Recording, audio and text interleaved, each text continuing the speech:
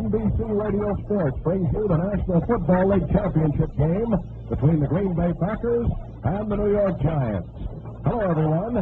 This is Jim Leeming with Ray Scott, speaking to you direct from City Stadium in Green Bay, Wisconsin.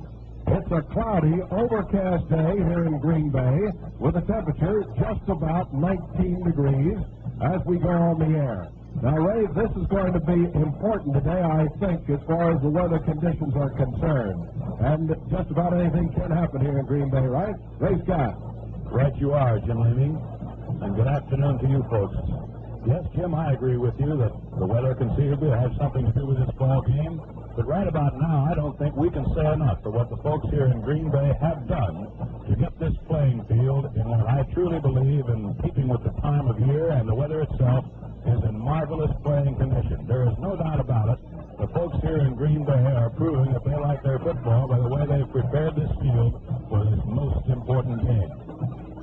Just a few minutes ago, Ray and I walked over the field. It is not hard. As a matter of fact, the temperature here in Green Bay has been well below zero most of this week, and you would expect that it would be hard, and of course that would have a great effect on the game. But it's been covered with hay and a tarpaulin all week long. They just took it off this morning, and it's truly in excellent condition. As a matter of fact, Coach Vince Lombardi of the Green Bay Packers told us that when the players worked out in their pregame workout, he felt that perhaps they would have to wear basketball-type shoes, but he said they were slipping, and they have decided to go with the regular cleat football shoe.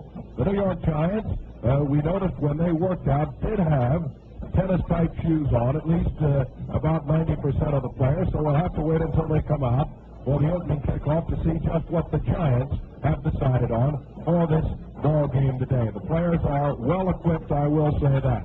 The Green Bay Packers come into the championship game as, of course, champions of the West, having won last year and again this season. Their record during the regular season, 11 wins against 3 losses.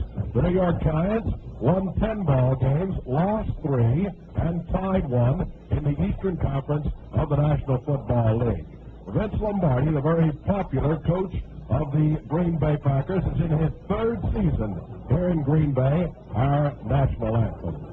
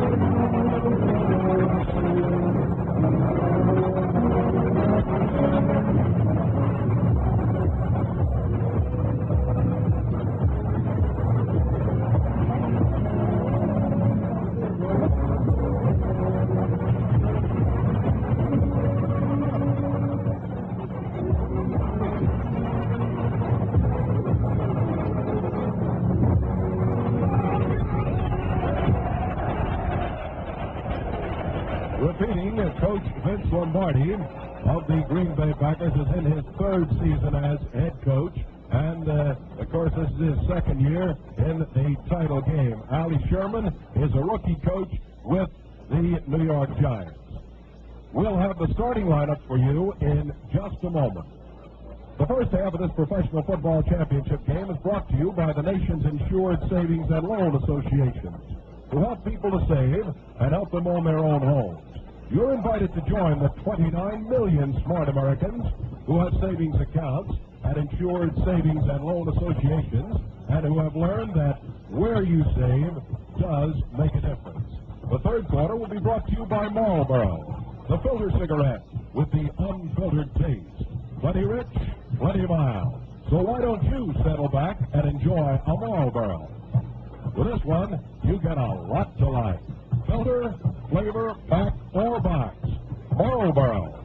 And the 4th quarter will be brought to you by Ford, maker of the Ford Falcon. Over 1 million happy owners prove Falcon is America's best-selling compact car. America's best compact value. See the new Falcons at your Ford dealers soon. And now for the starting lineups of the championship game this afternoon, the 29th annual National Football League title game. Here is Ray Scott. Right, Jim. When the New York Giants have the ball, their offensive lineup will look like this. At left end, Del Schottner, a fifth-year veteran from Baylor. At left tackle, number 79, Roosevelt Brown, in his 8th year from Morgan State. The left guard, Darrell Bess of North Carolina State, in his 4th year in the league. The center will be Ray Waipeka, a 9-year veteran from Northwestern. The right guard will be one of the rookies in this New York Giant lineup, a first-year player from Michigan State, Mickey Walker. At right tackle, another first-year player from the University of Minnesota, Greg Larson. At the tight end or right end position, Joe Walton, playing in his 5th year from the University of Pittsburgh. In the backfield at quarterback, Y.A. Tittle, who has played so magnificently for the Giants this year, the great veteran from Louisiana State, his 10th year. At left halfback will be one of 2 first-year players, either Joel Wells from Clemson or Bob Gators of New Mexico State. At fullback, having a great year, from North Carolina State, Alex Webster, his 7th year. And at the flanker back position, 11-year veteran from Southern Methodist University, Kyle Rote. That would be the probable offensive lineup, although Jack Stroud, a 9-year veteran lineman from Tennessee, might well be in there at one of the offensive lineman spots. For the Green Bay Packers, when they have the ball, at left end, Max McGee from Tulane, his 6th year in the National Football League. At left tackle, from Indiana, 4-year player Bob Skoronski. At left guard, Fred Fuzzy Thurston from Valparaiso. This is his 4th year. The perennial All-Pro will be at center from Syracuse, the veteran Jim Ringo. At right guard will be Forrest Gregg of SMU. This is his 5th year. He is playing at right guard in view of the fact that early in the season, Jerry Kramer was injured and has been unable to play since that time. Jerry's from Idaho. At right tackle will be Michigan State's former great, in his 5th year, Norm Masters. And at the tight end, from the University of Michigan, Ron Kramer. This is his 4th year. In the backfield, Bart Starr, who has come into his own as one of the prime quarterbacks in football from Alabama, Bart's 6th year. At left halfback, Mr. Do-Everything, Paul Hornung of Notre Dame. This is Paul's 5th year, the National Football League's leading scorer this year and last year. At fullback, the man who trailed only Jimmy Brown of Cleveland as the leading ground gainer, Jim Taylor of Louisiana State. Jim's playing his 4th year in the league. And the flanker back from Colorado, Boyd Dowler, a 6'5 speedster. This is his 3rd year. The defensive lineups we'll give you as the game goes along. That, Jim, is what I expect to be the offensive lineups for this championship game before this capacity crowd in the town that proudly calls itself right now, by virtue of the banners all over Green Bay, as Titletown, USA. Jim? All right, as far as championship play is concerned, the New York Giants have played in 11 title games since the first one in 1933 when they played against the Chicago Bears. The Giants have won 3, and they have lost 8 of their championship appearances. As far as the Green Bay Packers are concerned, they have played in a total of 5. They have won 3, and they have lost 2. Now, this past season saw the Giants and the Packers meet twice, once in preseason play and once during regular season play just 3 weeks ago here in Green Bay, Wisconsin. And the strange thing about that is that both games ended in the identical score of 20-17, with the Green Bay Packers winning both times. But in both of those games, it could have gone, very honestly, either way. Both of these teams have a great deal of respect for one another, and as you talk to the players, as we did last night, and actually before game time today, you know that they figure this is going to be one of the great ones, and it certainly will be one of the great ones. I'm sure of that today. As I say, they both have a great deal of respect for one another. The players are still in the dressing rooms down to our right, and they're getting ready to be introduced in just a few moments here. We see that the bands, the many colorful high school bands from this area that will entertain at halftime, are also entering the stadium at this point. It's interesting to note that the players' benches here today have both been covered and heated, at least to a degree. Located directly behind the benches, they have a 72-foot dugout-type structure that's been erected. It's lined with a 2-inch reflective-type insulation. And within that insulation enclosure there, they have 7 new revolutionary infrared heaters. They're located inside the structure, and each provides the amount of heat that you get in a normal home furnace. So they do expect that the players not in the ball game are going to be in pretty comfortable straits as far as waiting to go back into defensive players when they're waiting to go in, and of course the offensive players too. As far as the equipment for playing in the game today, many of the players are going to wear winter-type golf gloves. They're padded on the back of their hand with a smooth surface on the front so they can still handle the ball. And, of course, many of them will be wearing any other sort of equipment that they can get on to keep them warm and yet not limit their activity at all. I do feel, though, that the field is in such good condition from at least a half an hour before game time here that they aren't going to have too much trouble as far as this weather's concerned. Would you agree on that, Ray? I would, Jim. And we were trying to figure out the correct terminology to use to describe a sort of rotating brush that was used in front of Jeeps to actually sweep off the last of the straw, or hay if you prefer, that was placed on the field. So it's in good shape, and let's hope at least that footing will have nothing to do with the outcome of the game. I'll tell you, we're going to have a tremendous football game here today. Well, we'll be set for the kickoff in just a minute. The sound of carpenters at work is a good sound, the sound of a growing America. For the construction business is the nation's biggest industry, a bellwether of our economy.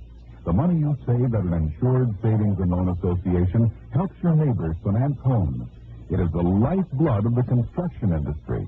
Insured savings and loan associations finance 1/3 of all home construction, providing jobs for carpenters, electricians, painters, plumbers, roofers. Income for hundreds of factories, which supply the materials that go into these homes. Everything from nails to appliances. And part of this money, in turn, is spent in retail stores everywhere. So it's good to know that when you save at an insured savings and loan association, your money, in addition to earning excellent returns for you, helps your neighbor own homes, builds better communities, and stimulates all business.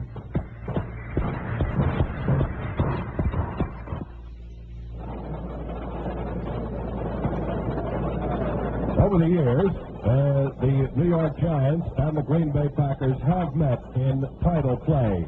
Back in 1938, the Giants and Packers met for the first time in championship play, with New York winning by a 23-17 score. Then in 1939, the Packers shut out the New York Giants by a 27-0 score, and this, incidentally, was the first shutout in title play history, and it was played at Milwaukee, Wisconsin. Once again, the Packers and the Giants met in 1944 at the Polo Grounds in New York, with Green Bay winning the ball game by a 14-7 score. This afternoon's payoff, as far as the players are concerned, certainly is a far cry and a great credit to the National Football League in growth. Back in the first title game between the Giants and the Chicago Bears in 1933, the winning share was $210. Today, the winner will get approximately $5,300 as his share for the win today, and the second place, or the runner-up, will get about $2,000 less. So there has been considerable change in the amount paid from the first game up until today to the winning players and, of course, the second place finisher, too. We pause 10 seconds now for station identification.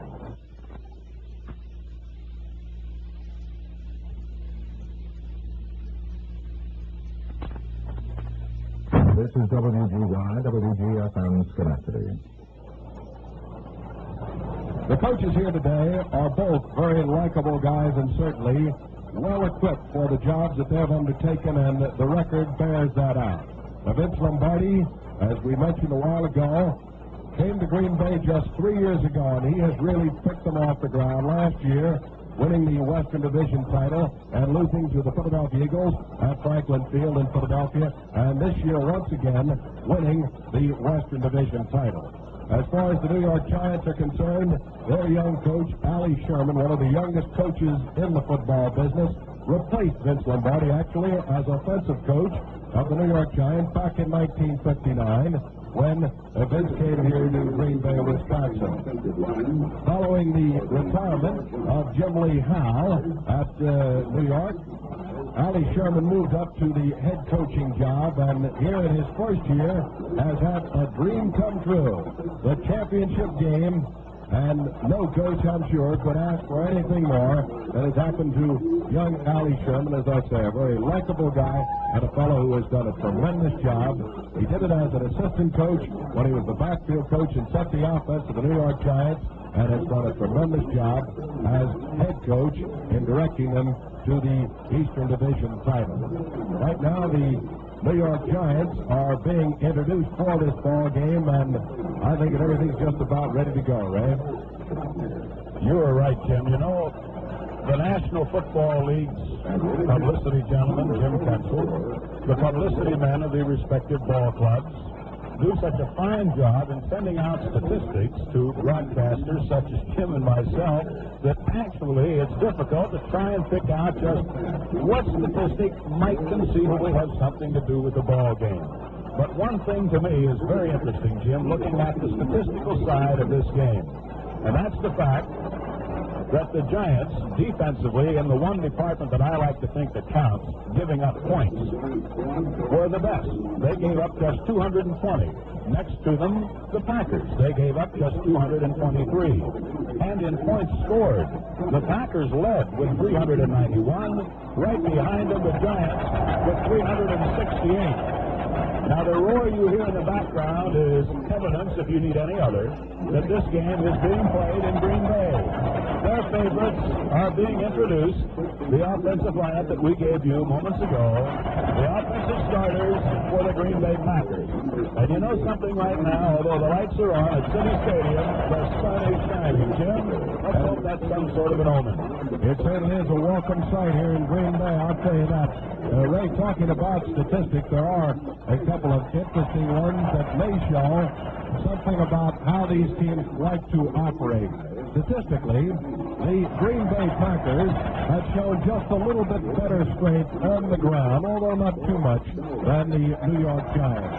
In net yards rushing, the Green Bay Packers have gained 2,350 yards this season to the Giants 1,857. And when you get to the passing game with Y.A. Kittle and Charlie Connolly, who handle this New York attack so well, the Giants are just a little bit stronger in that department, at least have proven so over the season. The Giants have gained 3,035 yards through the air, while the Green Bay Packers 2,502 yards. Physically, both of these teams seem to be in pretty good shape for this afternoon's game, and as far as I know, the New York Giants have no one that they're worried too much about physically. And Ray, you've been with the Packers for these many years now. How about Green Bay as far as their physical condition is concerned today? Most of their players, and again, to the best of my knowledge, Jim, have come back from whatever injuries they have had during the season, with the one exception I mentioned earlier, guard Jerry Kramer, who sustained an injury early in the season, and of course they have lost him for the year, but they have made the necessary adjustment at that position. Max McGee was injured in the San Francisco 49er game. He is pronounced ready. John Simax sustained an injury at the end of the season, the last game of the season, in fact, against the Rams. He is pronounced ready.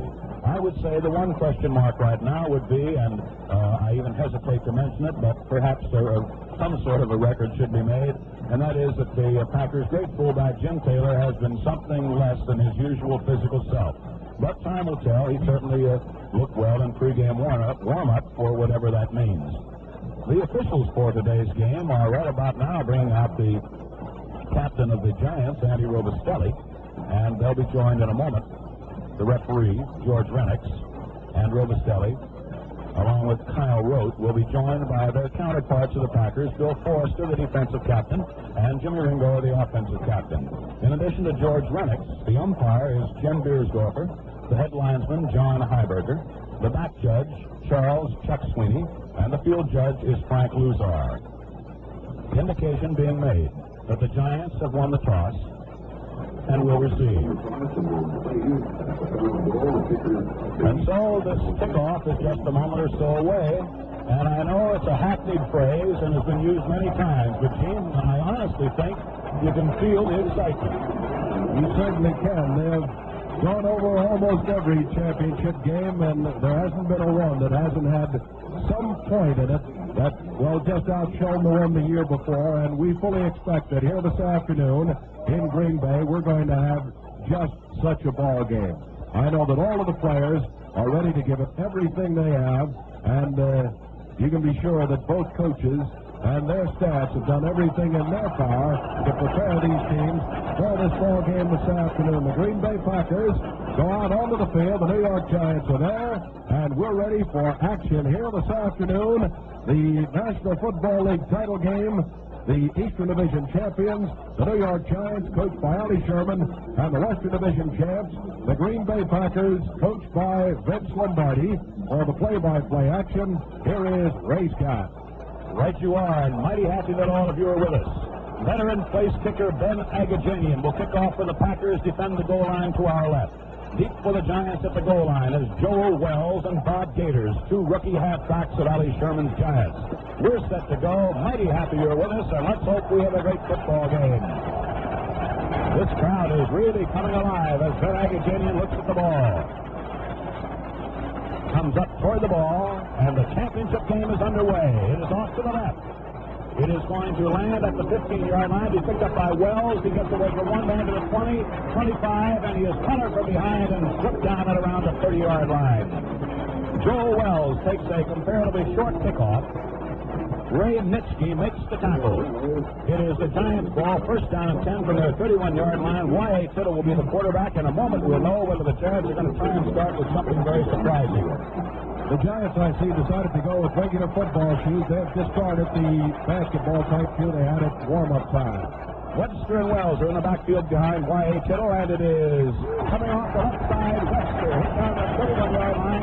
Joel Wells hit at the 31-yard line. Henry Jordan broke through, got off a block, and brought it to just about the line of scrimmage to Joel Wells, who is starting instead of Bob Gators at left halfback. Wells played at Clemson, 6'1" and 198. Gain of 1 yard, second down, 9 yards to go. The Giants moving right to left from their own 31-yard line. Del Schaffner is a tight left end. Flanking out wide to the right is Kyle Rote. Y.A. Tittle looks over the Packer defense. Snap. Fades. It's a fake draw, though it is a draw play, and it is Webster trying to go straight ahead. And he is hit down at the 32-yard line by linebacker Tommy Bettis. It'll come up third down and 8, a gain of 1 that time. So it is Schaffner, Roosevelt Brown, Stroud, Dess, Whitepecker, Larson, Walton, Rote, Webster, Tittle, and Wells for the Giants. The Packers up front have Willie Davis, Dave Hanner, Henry Jordan, and Bill Quinlan. Dan Curry, Tom Bettis, and Bill Forrester. The linebackers, Hank Greminger, Johnny Simak, Willie Wood, and Jess Whittington on defense. Third down, 8 play for the Giants from their own 32-yard line. Game just underway, no score from Green Bay. Y.A. Tittle with a long count, and he fades the pass. Has pretty good protection. Goes out on the right flat to Webster. He comes to the 35-yard line, slips and falls. Comes to the 37-yard line, and it'll come up fourth down and 3. A flip pass, a little flare out in the right flat. Making the tackle was linebacker Dan Curry. And the first series of downs, the Packers defensive unit have held the Giants, and it apparently will be a punting situation for New York. And again, the sun begins to shine here at Green Bay. Doing the punting will be John Chandler. He's one of the best. Deep for Green Bay will be Lou Carpenter and Willie Wood down around the 20-yard line. Chandler will punt from about the Giant 22-yard line with the sun at his back. Pass from the center. The kick is away. It is end over end. Lands at the 30. Picked up by Willie Wood at the 25. Away from one man, another, and slides it to his left at the 27-yard line. Very little run back, and Jim, there's no doubt about it. This field is going to be a little bit treacherous now that we've actually watched them try and make their cuts. I certainly think it will be, Ray. It seems to be a little soft on top, actually, and as they dig in there, they're hitting a hard surface. At least it appears that way from up here, about an inch or so down. Bart Starr brings the Packers up to the line. First down from their own 27-yard line. At fullback is Jimmy Taylor. At left half is Paul Horning. Boyd Dowler flanked wide to the right, and Max McGee split left. Starr looks over the defense. It is Horning straight ahead, and he drives for about 2, and that's all. 28-yard line. Give him a yard. Jim Cabbage hit him down. Jim Ringo's the offensive center for Green Bay. Flanked by Fuzzy Thurston on the left side, Forrest Gregg on the right. The tackles are Bob Skoronsky and Norm Masters. Ron Kramer, the tight end, he'll line up either on the right or left side. Gain of 1 that time for Horning, second down 9. Jimmy Cabbage, Dick Modzaleski, Rosie Greer, and Andy Robustelli, the front 4 for the Giants. Cliff Livingston, Sam Huff, and Tom Scott, the linebackers. Felix Barnes, Joe Morrison, Jim Patton, Dick Lynch, the deep men. Second down 9, Green Bay moving left to right from their own 28-yard line. Bart Starr calls the signals. Takes the snap. Hands off to Horning. He goes off the left side and drives forward to near the 34-yard line. Off the left side, he is hit first by Andy Robustelli with help from Tom Scott and other Giants. But Robustelli made the first contact. Bob Skoronsky led the blocking. The gain is to the 34-yard line as they unpile. And so it is third down, about 3. Green Bay moving from their own 34-yard line, left to right. First quarter just underway, no score. Giants took the opening kickoff, were forced to punt after 3 plays. The Packers have moved now, first time with the ball, to a third down and about 2 rather than 3. Dowler swings out wide to the right. Max McGee splits left. Ron Kramer is a tight right end. The line is poised. Bart Starr calls the signals. Giants are ready. Third down 2. Long count. Might have changed his signal. It is off to the right side for Horning, and he drives to about the 35-yard line. He'll probably be short of a first down. Jimmy Cabbage made first contact, and apparently it's going to be 4th and 1. Horning gets a yard, trying to slant off to the right. Cabbage made a fine defensive play. It is 4th and 1, and so the first 2 times that the Giants and the Packers test each other, apparently they will both have to punt. Joel Wells and Joe Morrison will be the deep men for New York. Jim? It's pretty apparent so far that the quarterbacks are trying to let their teams warm up a little bit and not handle that ball too much. Boyd Dowler will punt from the Packer 20. He and McGee have shared the punting this season. There's the pass from center. The kick is away, and it's a beauty. It drives Wells all the way back to the 11-yard line. He comes to his left to the 15, and he loses his footing, but down he goes at the 14-yard line as Elijah Pitts and Forrest Gregg following first contact by Nelson Saburin. But a penalty marker was dropped. A tremendous punt by Boyd Dowler. But there was a penalty on the play. Back upfield comes the ball. Illegal procedure has been indicated by referee George Renix. We will await. It is against Green Bay. 5 yards. Back comes the ball. A tremendous punt. And, Jim, I thought about as good a punt coverage as you could ever hope to have off a deep punt by Green Bay. Certainly was, and the safety man holding on to that ball is amazing out here this afternoon, too. They had really covered him on, and he just didn't have a chance. He was just lucky to hold on to him. Instead of 4th and 1, it is 4th and 6, and the Packers come out of the huddle and again line up in a punt formation. Game just underway. First quarter, no score. The Packers and the Giants for the Pro Championship. Dowler waiting for the ball. Same 2 deep men. There's a pass from center. There's the kick. This is another good one. Not quite as deep. It'll be taken by Morrison at the 25, who's right to the 30, and down he goes. Pitts hits him. Elijah Pitts, along with Lee Fulkins. Downfield. The Giants, however, instead of having the ball inside the 15 as they did a moment ago, will have it at the 31. First down and 10. The Giants ball moving right to left, their own 31-yard line after about 5 minutes of play. No score from City Stadium, Green Bay, Wisconsin. Del Schaffner splits to the left. Kyle Rote flanks to the right. Joe Walton, a tight left end. Webster and Wells in the backfield behind the veteran Y.A. Tittle. Snap of the ball. Straight ahead, it is Wells to the 35 to the 39-yard line. Joe Wells, first year back from Clemson. And he is within about a yard of a first down at the Giants' 39-yard line. It will be second down 1. Not a pass has been thrown by the Packers the first time they had the ball. A little flare pass was thrown by Tittle to Webster on third down the first time they had the ball. Giants ready on second down and 1. Let's see if Tittle goes for the big gainer on second and short yardage. Moving from the 39-yard line. We're set. Tittle the snap. Off to the left side, trying to find a hole is Webster. He comes to the 41. He might have the first down. Alex Webster of North Carolina State, slanting to the left, trying to pick his way. Leading the blocking was center Ray Waiteka. We will have a measurement. So far, Jim, it's a question of the rival quarterbacks just trying to pick some sort of a little flaw. Taylor, so far, has been used as a decoy. It'll be interesting to see if Horning will be the man carrying the ball, and Taylor, who did so very well in the regular season game against the Giants, will be a decoy or not. So far, as you mentioned, they are using Taylor as a decoy. Whether the Giants know about him not being quite up to par, of course, is another question, although I would guess that they most certainly do. It was a first down by inches. The Giants have the first down of the game. It comes at their 41-yard line with about 9 minutes left in the first quarter and no score from City Stadium, Green Bay, Wisconsin. Rote flanks to the right. Schaffner, the great receiver, splits to the left. Wide, Tittle poised under center. Calls a snap. Fades the pass. He's looking over the middle. He throws out to the right, and it is going to be dropped by Rote at midfield. Out to cover was Curry, then Greminger, but Rote was there. The ball just slipped off his fingertips. It's incomplete. It'll be second down and 10. So we have Tittle on first down 10 from the Giants' 40.5-yard line, going to Rote, who ran a down and out pattern to the right as the Giants look at it.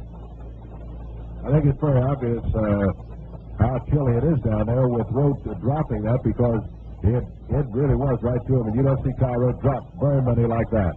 Second down 10 as the Giants come up to the line of scrimmage. Walton, the tight left end.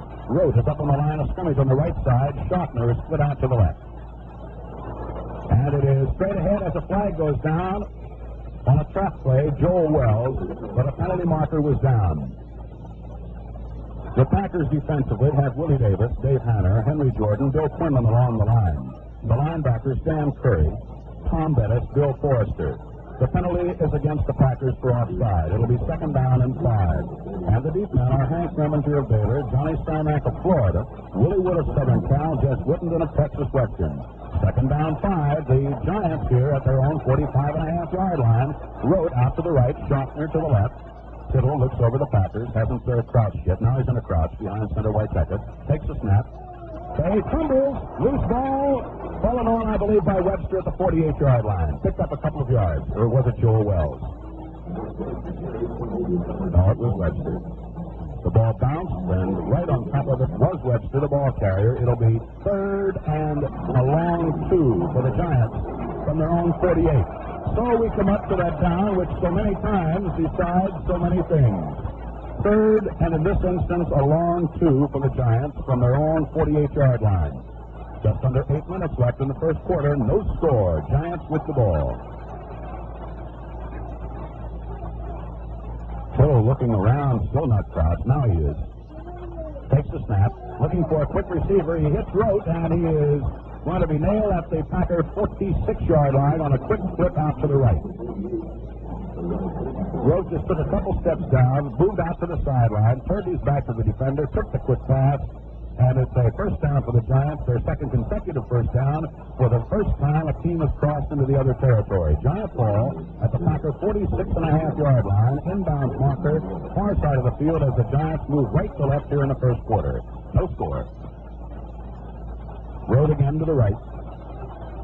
Schaffner to the left. Webster and Wells are the backs. Tittle fakes the pass. He's looking. He's throwing for Schaffner, and he falls down, and it's incomplete at the 30-yard line. Was actually thrown out of bounds as both Willie Wood, who is the free man, and Jess Whittenden, who did a tremendous job. You know, Jim, the first time the Giants played the Packers, the game in Milwaukee, won by Green Bay in the regular season, 20-17. Whittenden did what some professional football observers told me was the greatest job playing man-to-man against Schaffner they had ever seen. He limited to just one reception, and that time again showed how close he can stay to a truly great receiver as Joe Schaffner. Schaffner is truly one of the great receivers in this league. It was pretty obvious down there when he just fell on that last play, though, that he had lost his footing because of the turf. Second down 10. Giants ready. Snap of the ball. Coming out to the left side is Webster, and he is thrown under for a loss of 1. trying to swing to the left, and the Packers were waiting. Tom Bettis, Bill Quinlan, Henry Jordan, Webster trying to come outside. Ball is placed actually at the line of scrimmage. His forward progress being there, so it is 3rd and 10. And, of course, always be mindful of the fact, as we are, that the Giants have a great place kicker in Pat Summerall on the bench, just as the Packers have both Paul Hornung and Ben Agajanian. So a 3rd down and 10 play coming up as the Giants are on the line of scrimmage and the Packers are waiting. Kittle fakes the pass. Has pretty good protection. Has a lot of time. He's throwing very deep, and it is Rote dropping the ball at the 13-yard line. Willie Wood, Hank Greminger were both deep, but Rote made a little maneuver at the last instant, which put him just in front of Willie Wood. The ball dropped out of his grasp. It is 4th and 10. Into the game is Don Chandler. With the ball at the Green Bay 46.5-yard line, this modest drive of the Giants comes to an apparent halt with about 6 minutes left in the first quarter and no score. Lou Carpenter, Willie Wood looking into the sun are the deep men at the 10-yard line for Green Bay. John Chandler, a great punter, stands at the Giant 40. The pass in the center is true.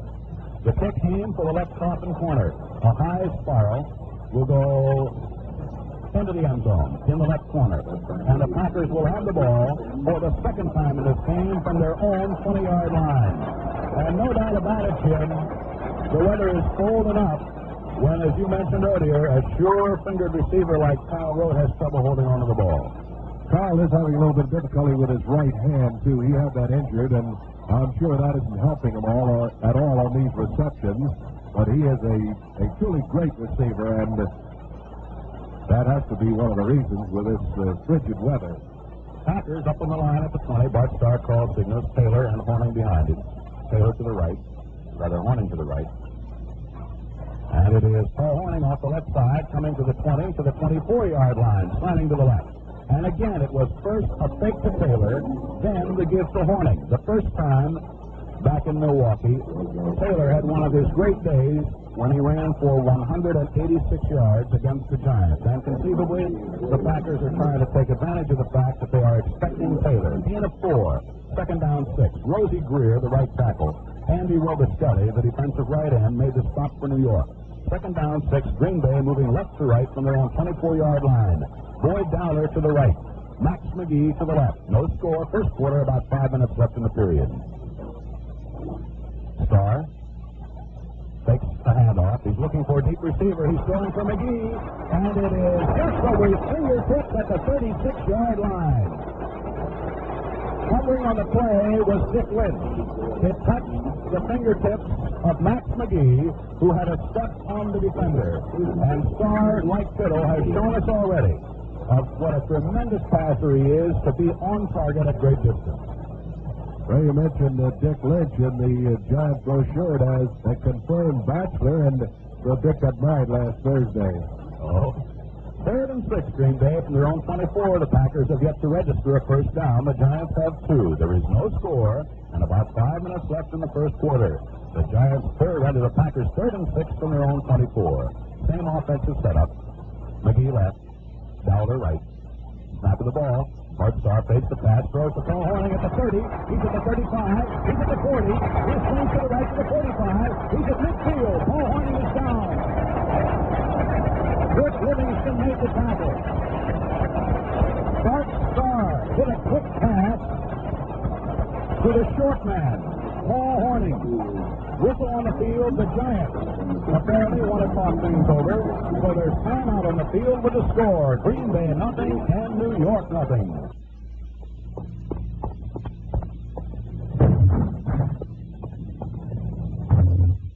You know what, Charlie? I've just come from neighbor's house and there's something wrong with us.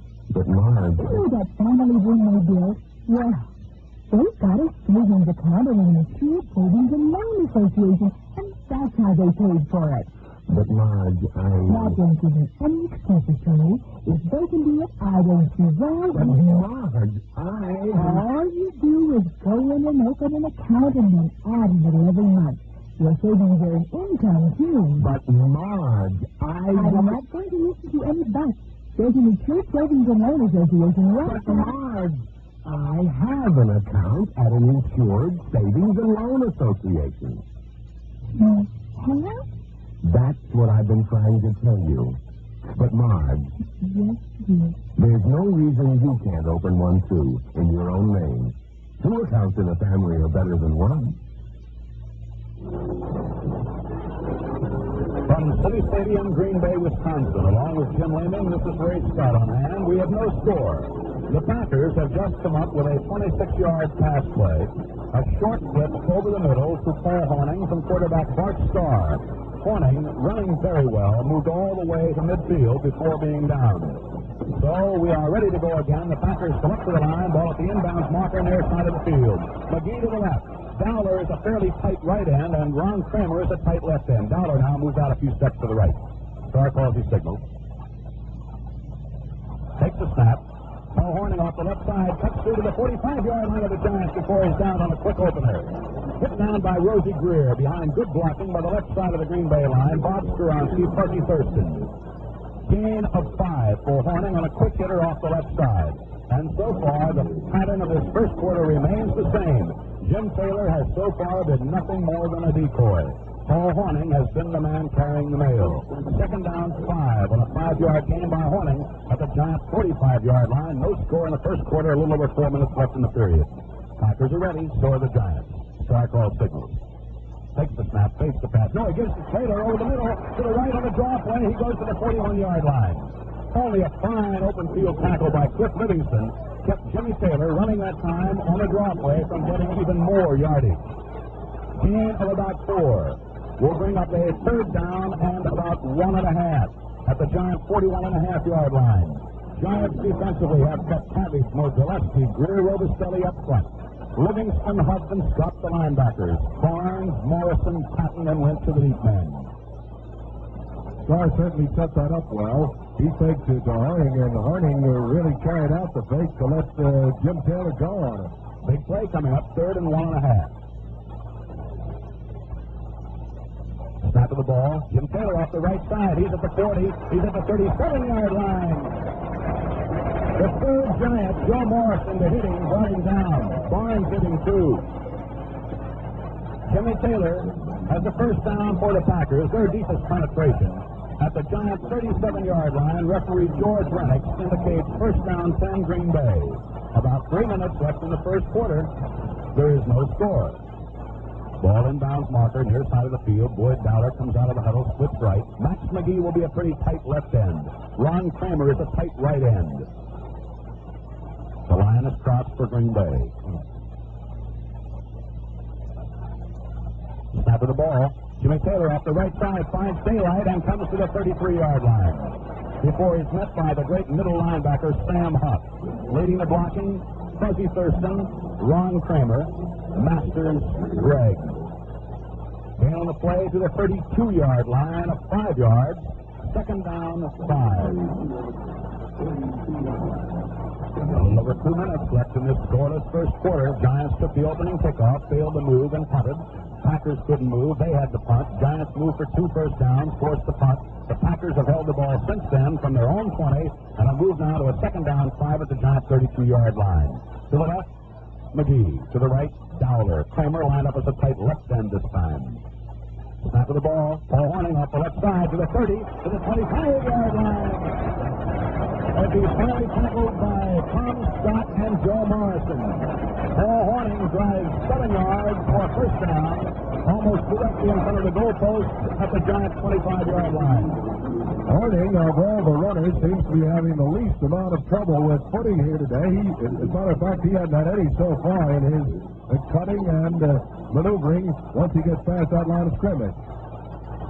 Again, Boyd Dowler will go wide to the right. McGee will be a tight left end, and Kramer the same way on the right side. Practically a 7-man Giant line. Straight ahead, Jimmy Taylor. He's at the 20-yard line before they get him. Off the right side. Behind fine blocking by Norm Masters. Sam Huff makes the stop. 5-yard gain.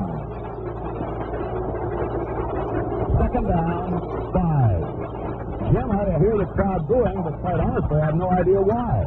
I think Sam Huff and Jim Taylor had a few words down there after that tackle, and I'm quite sure that the Green Bay fans didn't want one of their great favorites mauled in any way. Second down and 5. And again, we're happy to tell you, mainly for our benefit, the sun's shining. McGee to the left, Dowler to the right. Kramer at tight left end. Second down and 5. Green Bay at the Giant 20-yard line. Closing seconds, first quarter, no score. Snap of the ball. Star fakes the pass. He's throwing over the middle. It is in and out of the hands of Dowler and interference. The 7-yard line of the Giants. Boyd Dowler was interfered with, say the officials. It is a first down for Green Bay at the Giants 7-yard line. It comes with the unofficial scoreboard clock showing 35 seconds remaining in the first period. I believe that was E. Rich Barnes who thinks that it was called on him, but Sam Huff ran into him actually before the ball had reached him, and I do believe that's the man that had it called on him.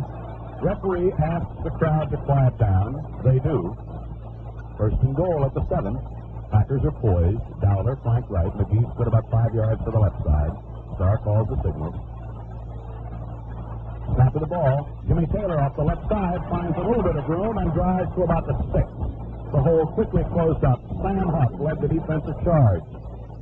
He had help from Dick Lynch, among others. Gain on the play, if any, about a half yard. And we may or may not have time for another play here in the first period. Although the official time is kept on the field by the back judge, it is usually close to that showing on the scoreboard, and the scoreboard clock, which is running, shows just 3 seconds left in the period. The Packers break huddle. There's the gun. That's the end of the first quarter with the score. Green Bay nothing, New York nothing. In a few days, the nation's insured savings and loan associations will say Happy New Year to their savers with a dividend to 29 million people. If you aren't sharing in these generous earnings, why don't you start the new year right by opening a savings account at one of the conveniently located insured savings and loan associations? All you do is go in, give your name, address, and signature, and the amount you want to start your account with. It's that simple. And what other New Year's resolution can you make that's so important to your future? You'll get a passbook that will make better reading each year as your savings grow, helped by excellent earnings. So how about it? Remember, you have to plan ahead to get ahead. Stop in at your nearby insured savings and loan association and get the new year off to a profitable start by opening that savings account. Savings are insured by a United States government agency. We pause 10 seconds for station identification. These are the General Electric stations, WGY and WGFM Schenectady.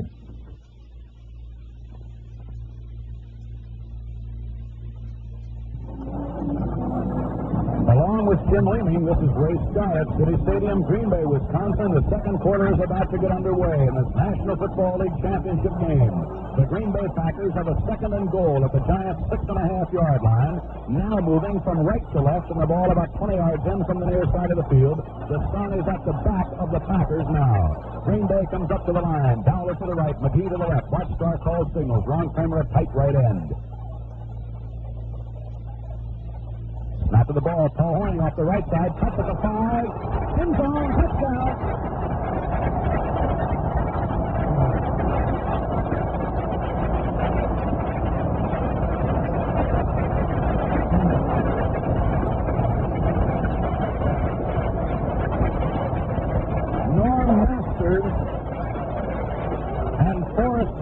With Ron Kramer led the blocking for Paul Hornung, and the Packers draw first blood, leading 6-0. Hornung with Starr holding will try to make it 7.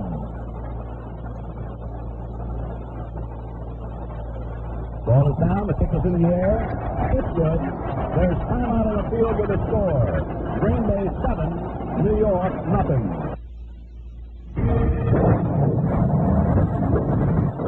Ride on a roller coaster is fun. It goes up, up, up, and then down it goes. But a roller coaster ride is no place for your life savings. If you want to avoid the ups and downs of speculation, do what millions of smart Americans are doing. Save regularly at your nearby Insured Savings and Loan Association. There your savings will be safe, not subject to market fluctuations, and invested in sound home loans. Excellent earnings provide you with growth potential or a second source of income. So don't put all your nest eggs in one basket of speculation. Keep a substantial amount in a savings account at an Insured Savings and Loan Association, where your money is insured up to $10,000 by a United States government agency.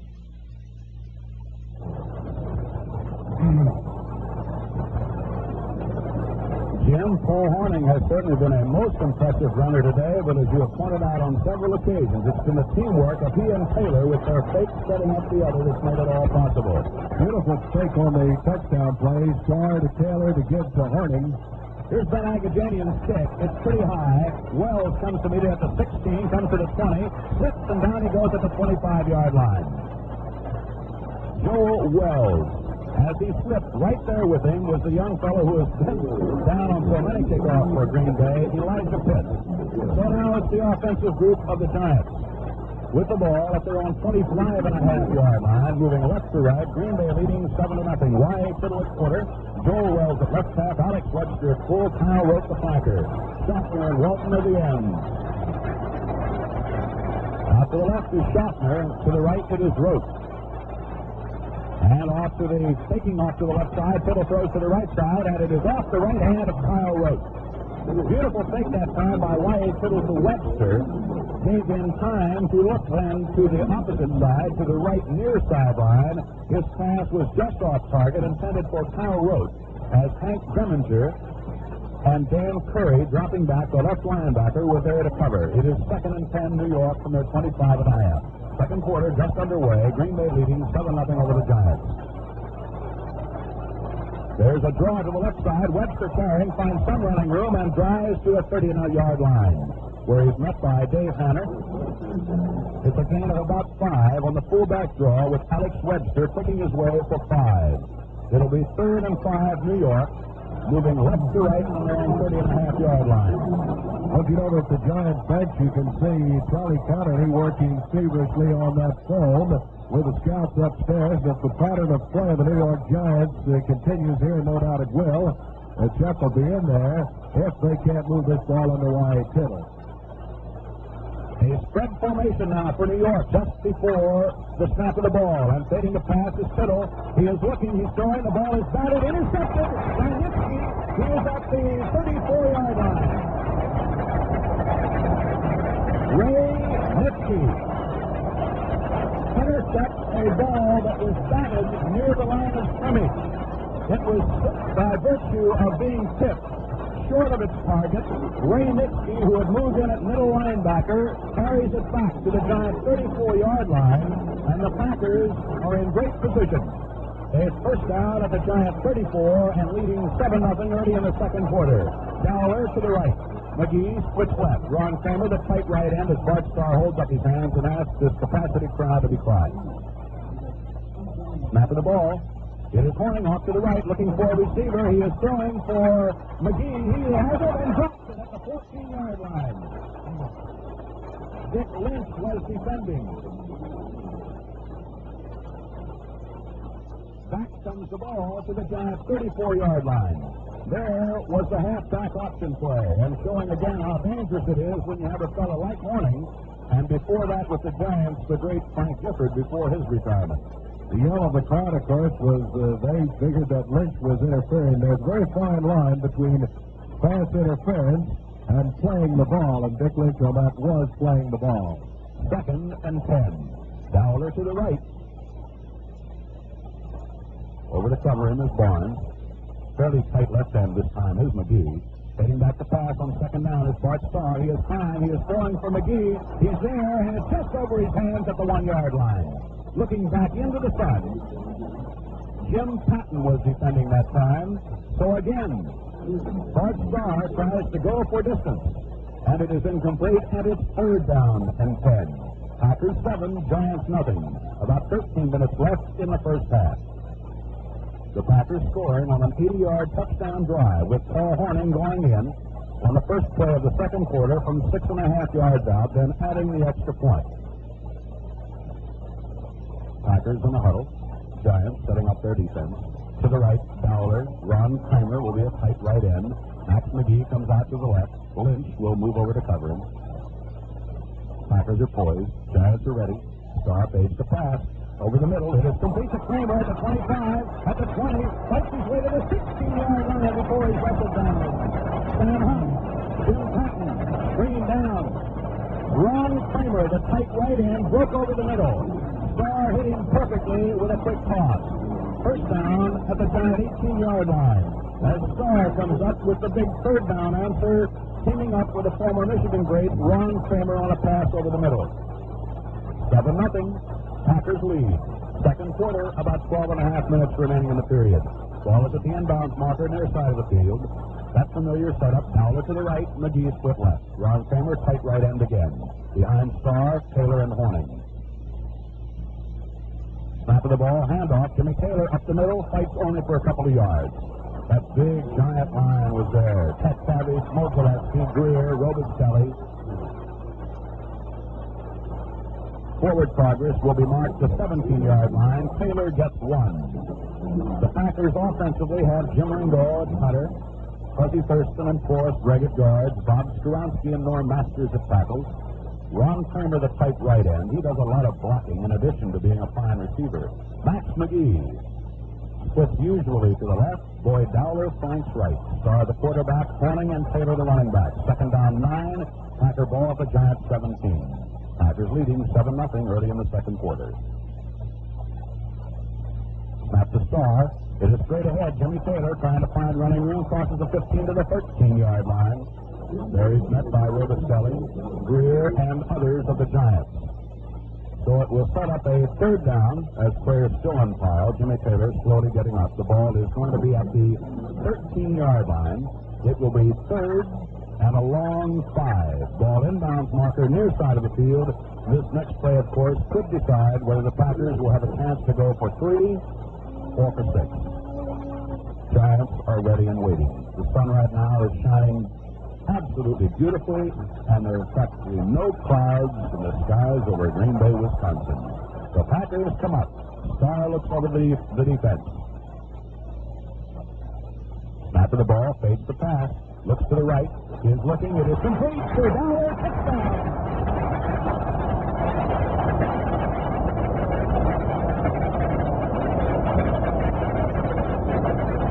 Bart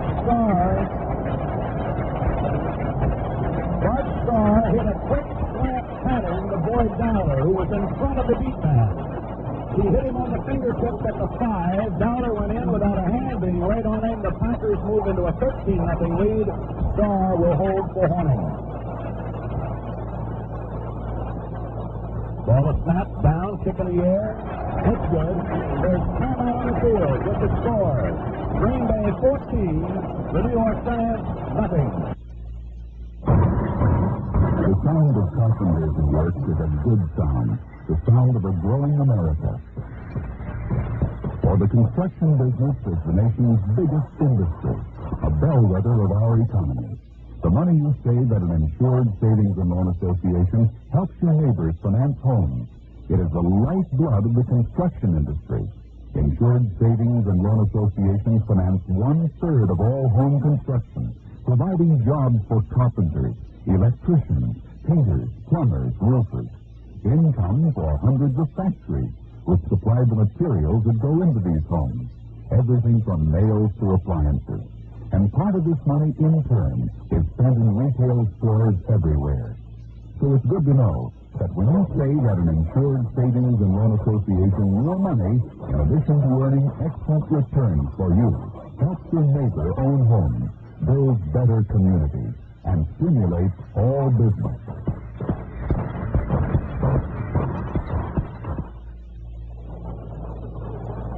Jim, so far the fans here at Green Bay have had an awful lot to cheer about.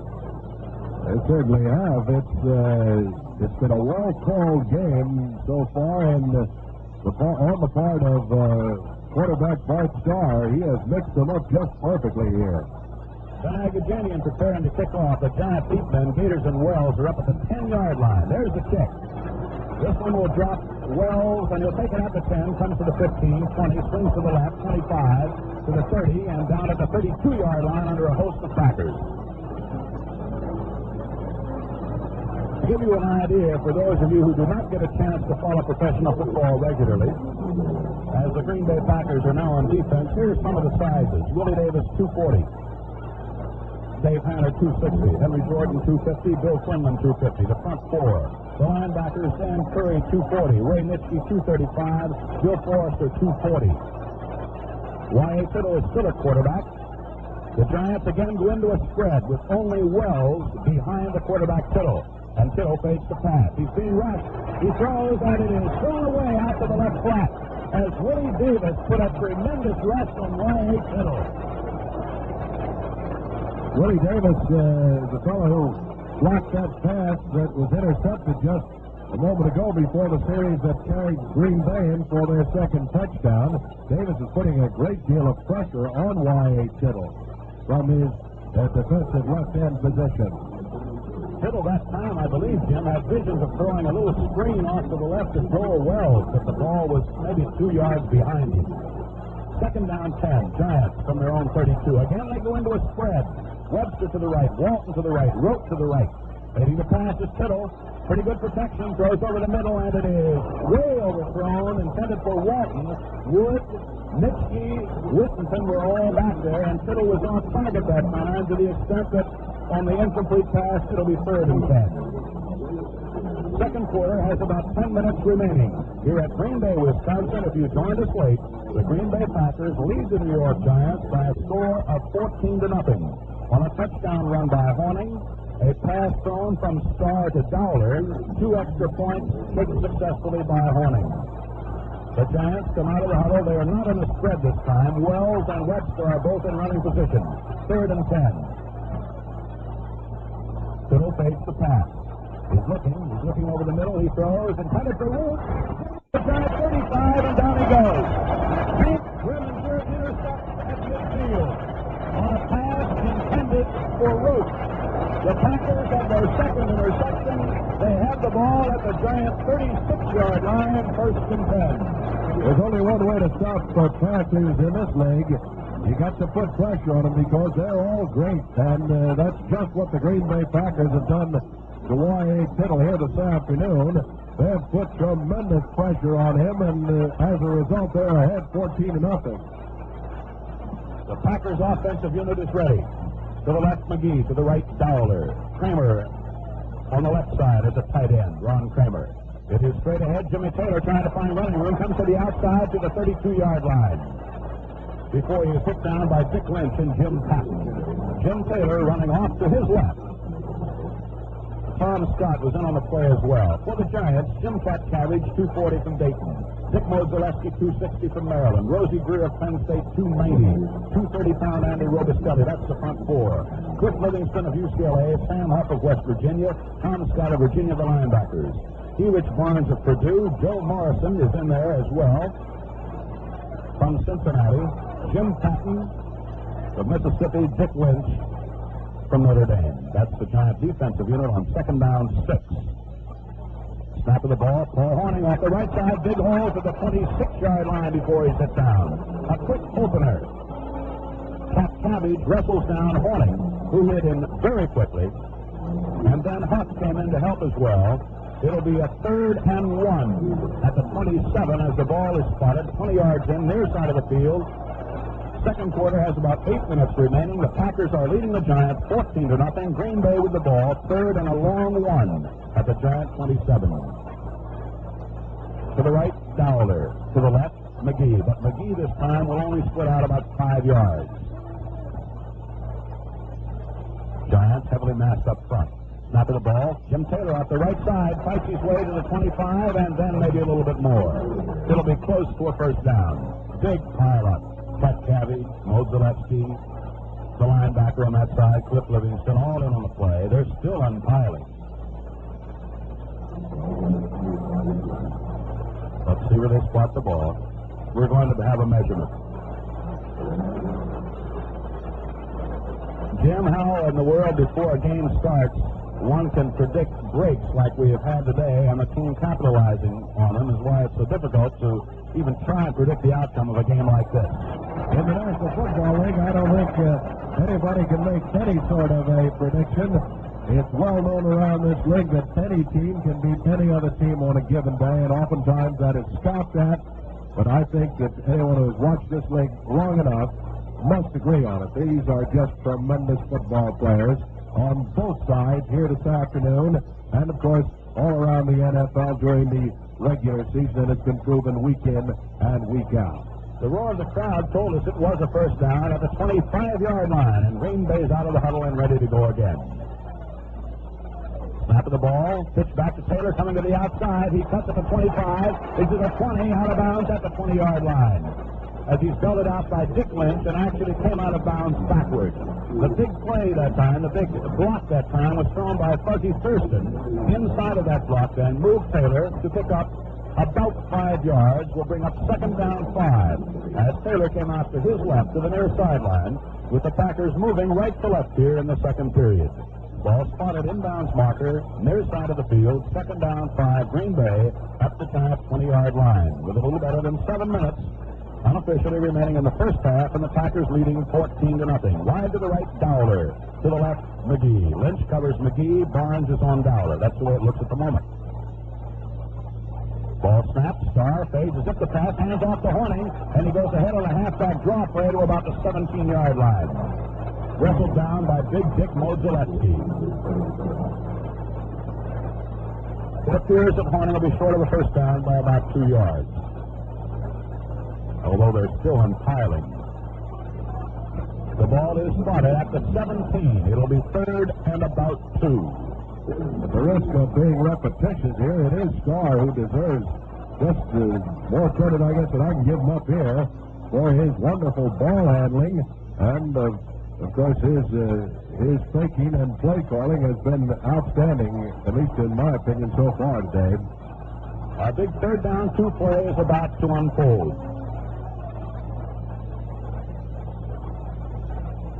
Ball snapped. Paul Horning off the right side makes his cut, and he dives to about the 15.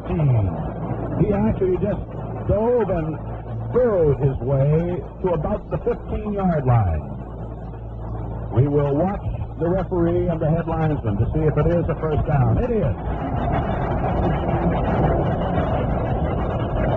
When you have a fullback such as Jim Taylor, the fans, especially Green Bay fans, consider him, of course, a real powerhouse, which he is. He's considered out around the league, and Paul Horning is not considered a power runner. I think mostly because of Jim Taylor being in that backfield with him, but he's got plenty of power, too. The Packers come out of the huddle and are set at the line of scrimmage. McGee left, Dowler right.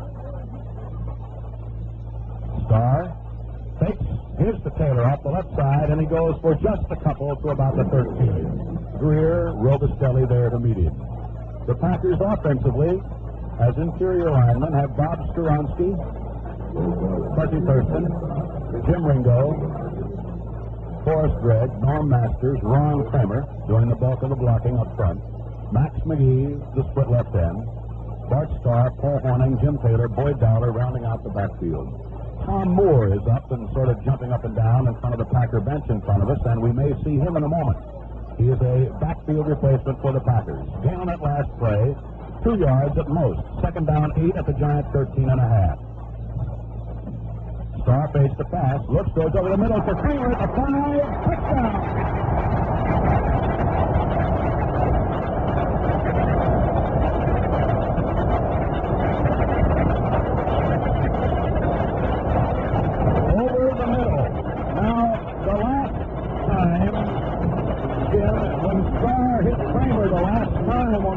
touchdown! He was a tight right end and broke over the middle.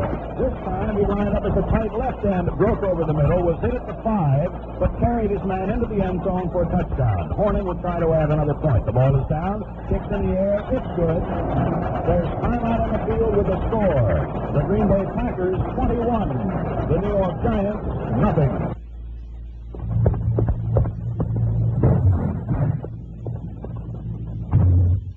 You know what, Charlie? I've just come from neighbors and I think there's something wrong with us. But, Marge, You know that family room they built? Yeah. They've got a savings account at an insured savings and loan association, and that's how they paid for it. but, Marge, Now, don't give me any excuses, Charlie. If they can do it, I don't see why. But, Marge, All you do is go in and open an account and then add it every month. Your savings are an income, too. But, Marge, I'm not going to listen to any buts.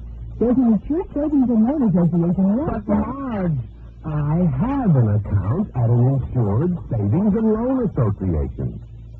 there. Hello? That's what I've been trying to tell you. But, Marge, Yes, dear. there's no reason you can't open one, too, in your own name. 2 accounts in a family are better than 1. Here at City Stadium in Green Bay, Wisconsin, along with Jim Leeming, this is Ray Scott. And so far, and I always like to qualify things in a situation like this, Jim, so far the Packers have certainly been a most impressive ball club, if for no other reason because they've been able to capitalize on the breaks that have come their way. They have that in this league. Never count either team out, no matter what the score is, until that final whistle blows. Ben Agajanian getting ready to kick off, Ray. Agajanian comes to the ball. His kick will be taken by Wells at the 11, to the 15, 20, right side, 25, swings to the left, to the 30, fights his way to the 39-yard line. Nitschke has him there, along with Dan Curry and Lee Polkins. So the Giants will have the ball. They have been victimized so far by 2 pass interceptions. Both led to touchdowns, and Charlie Connolly will be in at quarterback as you predicted he might, Jim. Connolly wearing tennis shoes sends the Giants into a spread formation, strong right. Connolly fades the pass. He looks. He has time. His ball is batted in the air. It is going to be falling at the 43-yard line of the Giants harmlessly as Dave Tanner puts tremendous pressure on Connolly. And Jim, once again, the pressure being put on the passer, whether so far it be Kittle or Connolly, by this forward wall of the Packers has been just unbelievable. Well, as I mentioned a while ago, Ray, only one way you can stop these great passers, that's make them throw it as quick as you possibly can, and that's just what Green Bay has done this afternoon. Unofficially, we have the Giants completing 2 of 11 passes and have had 2 intercepted. Both led to touchdowns. 2nd and 10, Giants from their own 38 moving left to right. Connolly, snap of the ball, fades, is just a pass, hand off to Webster on a draw play off the left side, fights his way to the 45-yard line. Alex Webster, running with tremendous power, is finally nailed at the Giants' 45.5 or 6-yard line, a gain of near 7. Webster getting up a bit slowly. He was hampered somewhat by injuries through the season, but he had a great year, ranking only behind Jimmy Brown and Jimmy Taylor as a leading rusher in the National Football League. 3rd down and 3. Packers lead 21-0. Second quarter has about 4 minutes remaining. Giants moving left to right with a 3rd and 3, and the veteran Charlie Connolly, 14 years in the league, from Ole Miss. He sends Rote to the right, Schopfer to the left. Wells and Webster behind him. Now they move out to the right again on a spread. Webster moving to the right. Connolly fades the pass. A penalty marker is down. He is throwing for Walton. And Willie Wood almost intercepts as he breaks it down at the 17-yard line, but a penalty marker was dropped. Joe Walton, the former Pitt star, tight end, broke downfield. Willie Wood that time covering him along with Hank Greminger. The ball was broken down, but the penalty is against Green Bay. Referee George Rennick indicating offside. It gives the Giants a first down, their 3rd of the game. It comes at midfield. First down, the Giants at midfield. Ball 20 yards in, far side of the field. 3.5 minutes left in the first half. Packers leading by 21-0. Touchdown run by Horning, 2 touchdown passes by Starr. 1 to Dowler, 1 to Ron Kramer. Extra points by Horning. The Giants are up to the line. Phil King is in the backfield now in place of Webster. Formerly played at Vanderbilt. Snap of the ball. Connolly fakes the pass. He has a lot of time. Throws out to the left, and it is in and out of the hands of Wells at the 45-yard line of Green Bay in the left flat to the far sideline. Phil King. He also, hampered by injuries much of the season, played his collegiate ball at Vanderbilt. He is in the backfield replacing Alex Webster, and as we told you a moment ago, Webster got up very slow after going about 7 yards on a draw play. Joe Wells just looked about a fraction of a second too late on that one because he was pretty well open, and Chuck hit him just about right too, but he had looked back just a fraction of a second too late. Second down, 10 at midfield for New York. Walton this time lines up way out to the right. He's outside of Rote as Connolly fades the pass. Looks, he is throwing for Rote. He's down the middle, and it is caught, and he is tackled at the 15-yard line. A beautiful catch by Kyle Rote, right over the middle, and it was Willie Wood defending and helping on the tackle along with Hank Rementer, and the Giants have their first real threat of the game with a first down as the veteran Charlie Connolly, as he has done so often, rallies the Giant forces with a drive that moves to the Packer 15, first and 10 with a little over 3 minutes left in the first half, and Green Bay leading by 21-0. Whistle on the field. Connolly is going to the bench to talk apparently to Ali Sherman. So we are going to have a brief lull in activities here. So we tell you right now that we pause 10 seconds for station identification.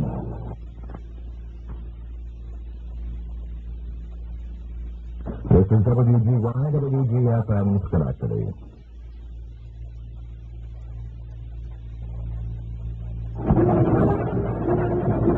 Well, Jim, it's amazing how Charlie Connolly, time and time again, can come off that bench and rally the Giants just when they need him most.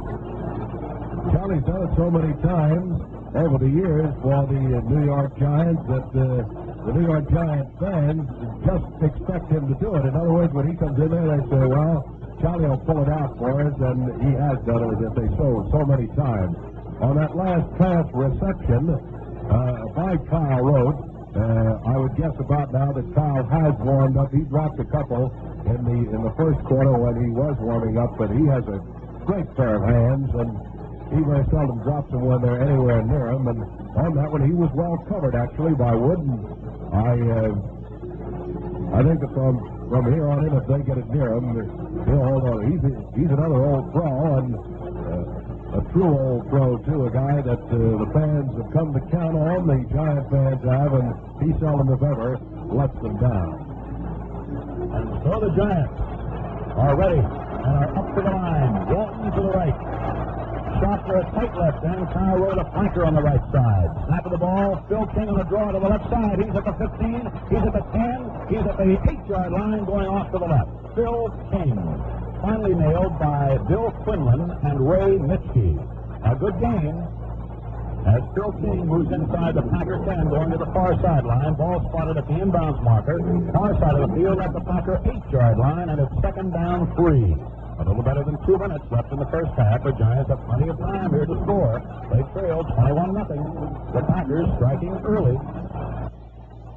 Connolly sends his Giants up to the line. Webster is back in the backfield now. Alex Webster. Shockner to the left.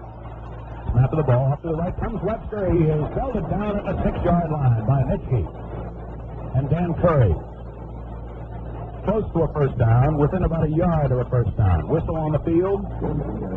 The 2-minute warning is about to be given to Vince Lombardi, the head coach of the Packers, and now to Ali Sherman, the head coach of the Giants. 2 minutes remain in the first half.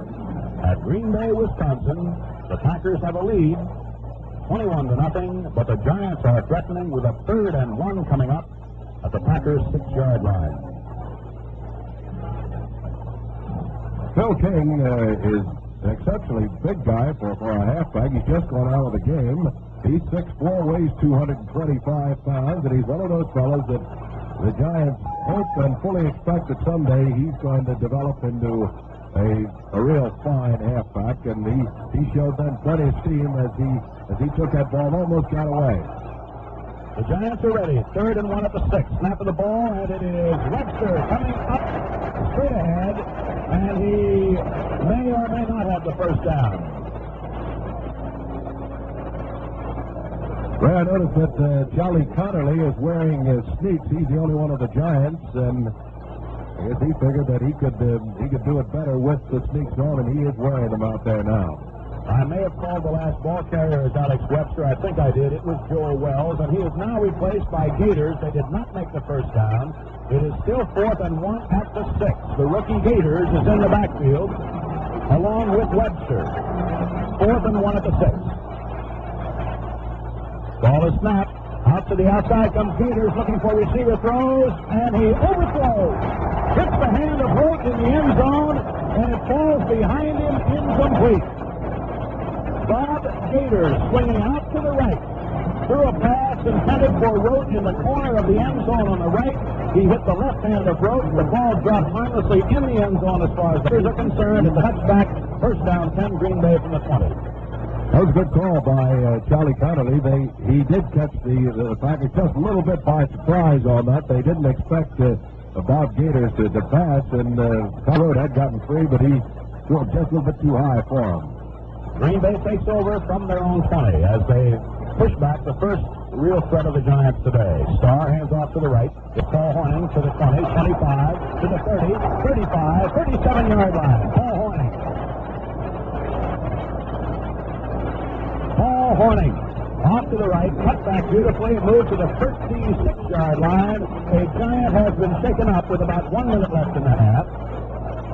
And this is going to require a timeout to be called for him. And Bart Starr is coming to the near sideline to confer with Vince Lombardi. And it is always, I think, perhaps a little unfair, Jim, to pick out one player or another, particularly at this point in the game. But I am truly amazed by the performance of Paul Hornung with a somewhat limited time that he has had to practice.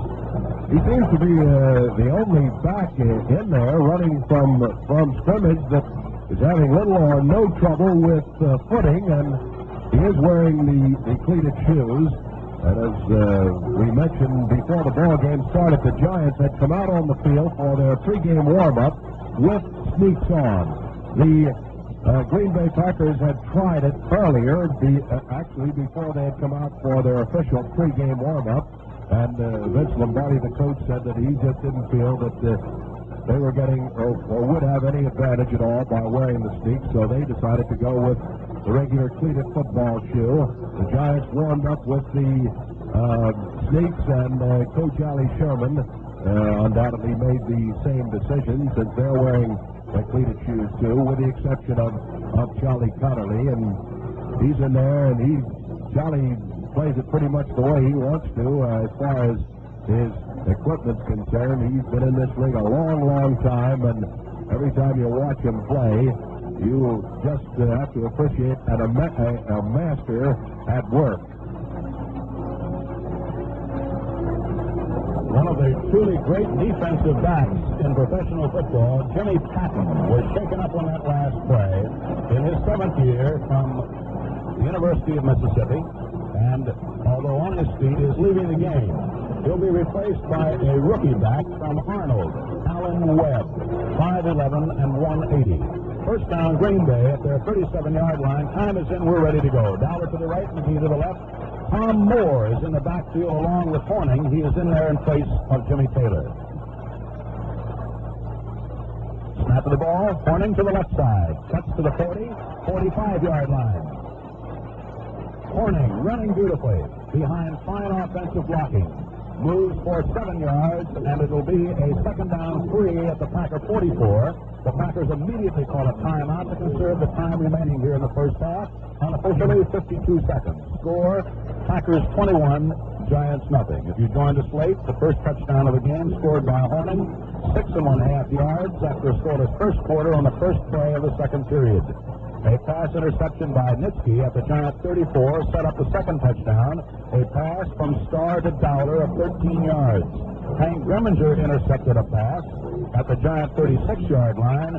Bart Starr hit Ron Kramer with a 13-yard scoring pass. Hornung converted after every TD, and it's 21-0 right now, and we're ready to go. Second down, about 3. Green Bay at their own 44, moving right to left. Dowler to the right, Kramer a tight left end, McGee outside him, he split left. Giants with a 5-man line right now on second down 3. Starr hands off to Tom Moore off the right side. He fights his way to about the 48-yard line. He might have a first down. Cat Savage and Sam Huff make the stop. Forward progress near the 48.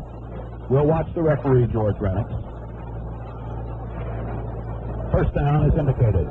Green Bay a first down as the clock is running. And into the game for the Packers goes Ken Iman. Number 53, a second-year player from Southeast Missouri. He goes onto the field, and he is coming immediately out. Ray, the Packers just at this point give an indication of how they feel about this ball game. Although they have a 21-0 lead, they certainly aren't putting that away. They could have, I suppose, as a matter of fact, they could have with just 26 seconds left in the first half. They could have run out the clock, but they decided on calling timeout and perhaps going for that big one to get in at halftime here with maybe 28 points if they possibly could. The Giants have other ideas, and time is about back in, so back to Ray Scott. Tom Moore, for those of you who have not followed the Packers this year, is in his second year. They're back in there now in place of Jim Taylor, and Tom played at Vanderbilt. First down, Green Bay at their own 48. To the right, Dowler. To the left, McGee. Starr, crouched under center, calls the Green Bay signals, and fades back to pass. He is looking, he is throwing for Kramer, and he has it at the 35-yard line, 30-yard line, 25, 20, takes his way to the 15-yard line. The clock is running. The Packers may not have time for another play. They're hurriedly lining up. The Giants are trying desperately to get onside with seconds left. First down, quick pass, penalty flag is dropped. The scoreboard clock shows 2 seconds remaining in the half. The Packers are trying to line up. The Giants are trying to line up. A timeout is right now in effect because the penalty flag was dropped, and apparently there are seconds remaining, and Green Bay, with a 5-yard penalty now being assessed against the New York Giants for offside, will have a chance at a field goal. Horning will attempt it. Starr will hold. Angle to the right from the Giants 17. We're just about ready. A lot of confusion there for a moment. Starr's in holding position. Horning's ready. Ball is snapped. The ball is down. The kick is in the air. It's good.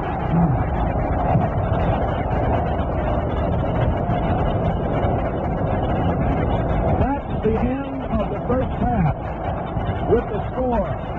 The Green Bay Packers 24.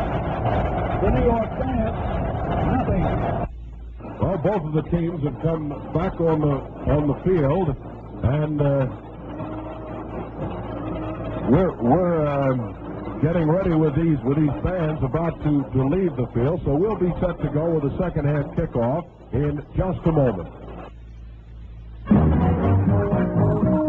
While we have a minute here, let's see how well you know your football.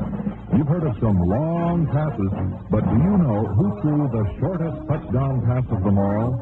Think hard, and while you're thinking, why don't you settle back and have a full settle back with a Marlboro? Make yourself comfortable whenever you smoke at Marlboro cigarette. Here's the answer, Eddie LeBaron. Last year with the Dallas Cowboys, he threw a touchdown pass from the 2-inch line. Sometimes the little ones count in a big way. Now here's another one for you. What's the filter cigarette with the unfiltered taste? That's easy. Marlboro. You get a lot to like with a Marlboro. Filtered, flavored, pack or box. Interesting statistics, a couple of them on the first half action here. The Green Bay Packers recorded 7 first downs to 1 for the New York Giants in rushing. In passing, The Packers have 5, and the New York Giants have 2. Yards gained rushing net, 101 for the Packers and 4 for the Giants, and yards gained passing net, 106 yards for the Packers and 45 for the Giants. So we've seen a great effort in the first half of this ball game by the Green Bay Packers. They were up, they were ready, and I can assure you, too, that the New York Giants were just as ready and just as up.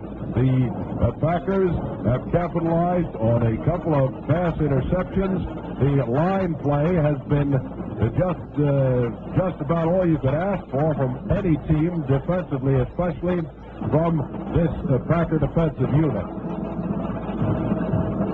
We pause 10 seconds for station identification.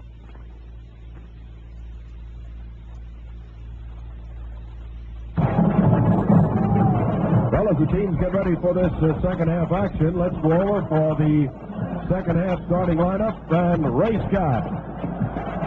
Thank you again, Jim. The roar of the crowd for the Packers as they take their position.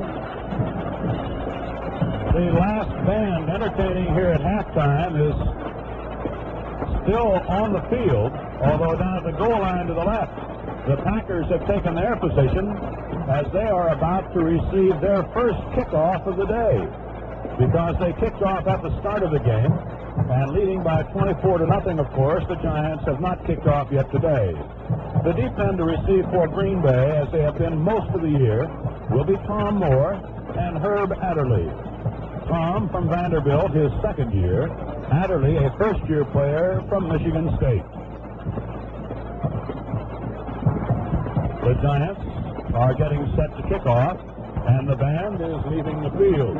We almost had 3 teams here, Jim, including the band. I tell you, the band had a halftime activity, and they weren't going to quit till they were finished with it. That's all there was to it. Kicking off will be Pat Summerall, the veteran place kicker for the Giants. He, of course, played at Arkansas. Referee George Renix is still holding up play because, I'd say 15 or 20 of the bandsmen are at the goal line to our left and behind the New York Giants. And again, the sun is shining. Although, don't get me wrong, there's no heat wave in Green Bay. All things considered, it's just about as much as we could hope for. We're ready to go. Summerall comes to the ball. His kick is high and fairly short. It will land at the 20, be picked up and taken to the 25, 30, 35, and down falls Ray Nitschke, I do believe. That's right, Ray Nitschke, who played some fullback in his football career, although known in professional football as a linebacker, takes the short kickoff, moves it to the Packer 36-yard line. We're trying to cut, he falls down. The Packers have the ball from their own 36, moving right to left, and this second half is underway. And Jim Patton, we are happy to tell you, is in there defensively for New York. He was shaken up in the first half. Tim Taylor is at fullback, Horning at a halfback. Star of the quarter. Dowler to the right, McGee to the left. Long count by Bart. And off to the left comes Horning. He cuts and comes for about 3 to the 38. Greer, Scott, Rosie Greer, Tom Scott team up to make the stop. Gain on the play as the ball is spotted just 1 yard to the 37, and it's second down 9. The Giants with Cabbage, Mozalewski, Greer, and Robustelli up front. Livingston, Huff, and Scott, the linebackers. Barnes, Morrison, Patton, and Lynch are the deep men. Second down 9. Starr has the Packers ready. Snap of the ball. Bart Starr off to the left after a fake is going to run. He's at the 35, 40, 45, flag down. Giant 41-yard line, fumbles. The ball is loose, picked up by the Giants' Jimmy Patton. Swings to his left to the Giant 40, goes to the 45. I remind you, a penalty flag was dropped, and down goes Patton at the 42-yard line. Barnes made the tackle on Starr. A penalty marker was dropped as the ball was snapped. It was against Green Bay, declined, of course, by the Giants, and here is the first break of the game, I do believe, Jim, that we could say has gone to the Giants. That's right. The Giants on that play took a page out of the Packer book in the first half and put the rush on Bart Starr, but he ducked under him and took off. We have a bit of confusion because some members of the Packer offense are not leaving the field. They're coming back on the field. And the ball is picked up by the referee and is being placed now at the Giant 47-yard line. The Packers offensive unit is going back on the field. And apparently one of the officials had blown the ball dead. Jim, that's all I can figure at this moment, because at the Giant 47 is where Starr hit the ground. That I remember. There seems to be no question about it now that one of the officials had indicated to the Giants that it was their ball, but another one had blown it dead up there on the 47-48 yard line, before the 47-yard line. So as confusion reigns here for just a moment, it's going to be squared away, and it's going to be the Green Bay Packers ball. There's no question about that, and you can bet that the New York Giants are mighty unhappy about it. Kyle Rote, the offensive captain of the Giants, is having a discussion down there as to what did happen. I see now that the linesmen, now not the head linesmen, but the linesmen are now moving as if the ball is going to be placed somewhere around the Packer 41-yard line. And all I guarantee you right now is confusion. I admit to being confused. And the ball now, instead of being at the Giant 47, is being taken back to near the Packer 40, now the 35-yard line. Illegal procedure against Green Bay has been indicated by one of the officials, but Andy Robustelli of the Giants, one of their captains, isn't satisfied. He's now asking for further explanation from the officials. I'll assure you that 36 players and coaches on each squad are a little bit confused at this time here, but the officiating in the National Football League is truly outstanding, and it's squared away right now, and it is Green Bay's ball. There's no question about that, Ray. It's their ball. They've lost 5 yards on an illegal procedure penalty, and it's 1st and 15 Packers from their 35-yard line. The play was dead. In other words, when the ball was snapped, nothing counted after that, the way it turns out. So we're set to go. Bart Starr calls signals from the Packer 35, gives to Hall Horning, cuts off to his right, cuts in at the 35, 40, 45-yard line. Hall Horning hit down finally by Sam Hubb and Erich Barnes. Gain on the play, 10 yards. 2nd down, 5, Green Bay from the 45. And again, great blocking by the Green Bay offensive line. Sprung Horning loose at the line of scrimmage as he made his cut back toward the middle. 2nd and 5, Green Bay from the 45. Second half just underway, Packers leading 24-0. McGee to the left, Dowler to the right, Ron Kramer a tight left end. Giants dig in, Packers are ready. Long count by Starr, snap of the ball, straight ahead Taylor, runs into Huff. Gain on the play, 1.5 yards. Huff hit him high. Bent him back, forward progress, a gain of 1 at most. It'll bring up 3rd down and a long 4. Packers ball, their 46. And a key 3rd down play comes up. No scoring here in the second half. Green Bay leading by 24-0. And we have a slight lull in the activities now as Jimmy Ringo came to one of the officials to ask a question, but we're quickly set to go. The Packers lead on 3 first-half touchdowns, 2 on passes by Starr, 1 on a run by Horning, and a field goal by Horning on the last play of the half. They lead 24-0. Dowler to the right as the Packers come out of the huddle. McGee to the left. 3rd down and a long 4. Green Bay from their own 46. Snap of the ball. Starr falls down, gets up, throws quickly, and it's off target by a good margin. Bart that time trying to backpedal and pass, fell down, got up, but his pass intended for McGee, a quickie out on the left flap, was far short of its target. It is incomplete, and the Packers will apparently be forced to punt. This will be, to my best recollection, Jim, just the 2nd punt of the game by Green Bay. That's right, and Starr, incidentally, is getting fine protection and has the entire afternoon to this point.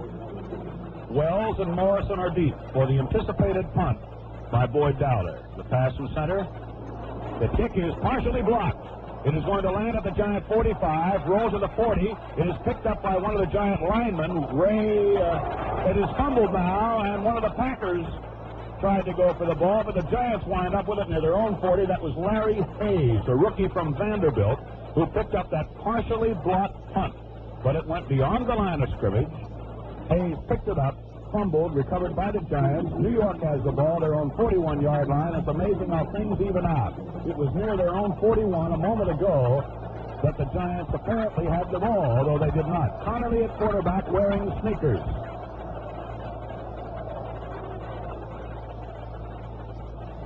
Snap to Connolly. He fades the pass. He throws out on the left flat to Webster. Spins away from one man, but he's submerged at the 35-yard line. A quick pass in the left flat as Connolly first faked the handoff, threw out to the left, trying to take advantage of the tremendous defensive charge in Green Bay and set up some sort of a screen pass. There is a loss on the play of 5 yards, second down 15. Giants moving left to right from their own 35. Third quarter has about 10 minutes left. Packers lead 24-0. Rote to the right, Schaffner to the left. Fading the pass, Connolly. He gives to Webster, and down he goes on a draw play. Lost 4 yards. A tremendous defensive charge led by Dave Hanner, the veteran tackle from Arkansas for the Packers. Loss on the play, 4 yards. It'll be 3rd and 20. So this time, instead of the screen, Connolly tried to take advantage of that defensive charge and set up the draw play, but Hanner was waiting. 3rd and 20, the Giants from their own 30.5. To the right, Rote. To the left, Schaffner. Snap of the ball, Connolly fades the pass. Has time, he's throwing over the middle, and it is Walton with the ball, and he catches it at midfield. He's hit down almost immediately. He may be short of a first down. The ball will be spotted right on the 50. It will be 4th and about 1. Score, Packers 24, Giants nothing. Time left in the third period, a little better than 9 minutes. A new unit comes in, led by Don Chandler, the punter. The Packers are dropping back Willie Wood and Lou Carpenter, if indeed it is to be a punt. Third quarter still has 9 minutes left unofficially. Chandler is in punt formation. Morrison is in front of him, blocking for him by about 8 yards. Pass from center. And it is a punt. And it's a beauty to the left corner. It will land at the 15 and go out of bounds. Deep in Packer territory at around the 14 or 15-yard line. The Packers will have the ball in a 24-0 lead. And it'll be Starr, Taylor, Horning, Dowler, McGee, Ron Kramer, Bob Skoronsky, Norm Masters, Forrest Gregg, Fuzzy Thurston, and Jim Ringo for Green Bay. The offensive unit, the Giants will have Katkavage, Modzelewski, Greer, Robestelli, Livingston, Huffin, Scott the linebackers, Barnes, Morrison, Patton, and Lynch, the 4 deep men. First down Packers from their 14.5. Moving right to left. Snap, off to the left side comes Taylor, and he is down for a loss of about a half yard, trying to slant out to the left. Tom Scott, the right linebacker of the Giants from Virginia, made the defensive play. Apparently, at halftime, the defensive coach of the Giants must have felt that the linebackers especially were committing themselves too quickly in that first half, and they seem so far in the third period here to be waiting just a fraction of a second longer before committing themselves. It winds up no gain, and second down 10. To the left, McGee. To the right, Dowler. With about 8 minutes left in the third quarter, and the Packers leading the Giants 24-0. Starr fades the pass. He throws out to the right, intended for Horning. It is short and incomplete. A tremendous rush that time put on by Rosie Greer and Jim Katkavage. Forced Starr to throw before he planned. It is incomplete, and Tom Moore comes into the Packer backfield. He'll replace Jimmy Taylor. It'll be 3rd and 10, the Packers. The hand is for Jimmy Taylor, who has performed so well for Green Bay throughout the entire season. Packers, 3rd and 10 play coming up deep in their own territory. McGee will be splitting about 6-7 yards at left end. Dowler, wide flanker to the right side. Starr gives to Paul Hornung. He goes out to the right. He's going to make his cut. He comes to the 20, and that's all. About 5 yards for Hornung, and it'll be 4th and 5 as Erich Barnes, the former Purdue player, made the main defensive move for New York. And in goes the kicking team. Now, the last time the Packers punted, Boyd Dowler's punt was partially blocked. He is in there again to punt. We believe that Bob Sims, who played at Rutgers, is responsible for partially blocking the last punt. Dowler will be kicking from the 5. Pass from center. Big rush for the Giants. This kicks away. It's tremendous. It is going to drive Morrison back over his hand. He drops the ball. He is going for it at the 22-yard line. It's loose. Everybody's fighting. Packers have it.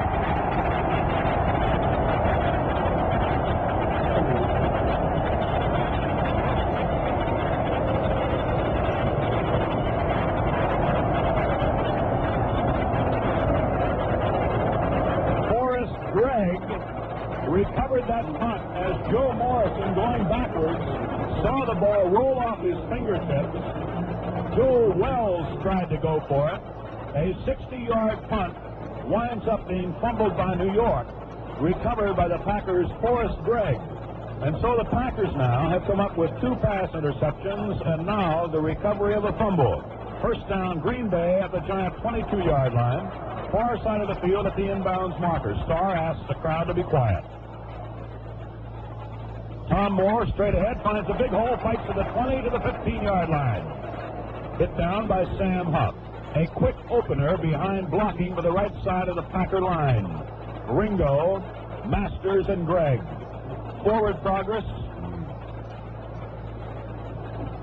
16-yard line. Gain of 6. Second down, 4. About 6 minutes left in the third period. The Packers leading 24-0. There has been no scoring in the third quarter. Dowler goes to the right as the Packers break huddle. Tom Moore and Paul Hornung lining up behind Starr. Max McGee is to the left.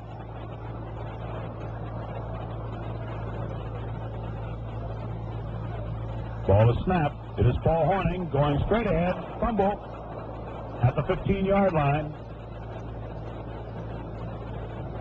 Hornung fumbled as he was hit. After a gain of about 1, players unpile. Let's see who's on the ball.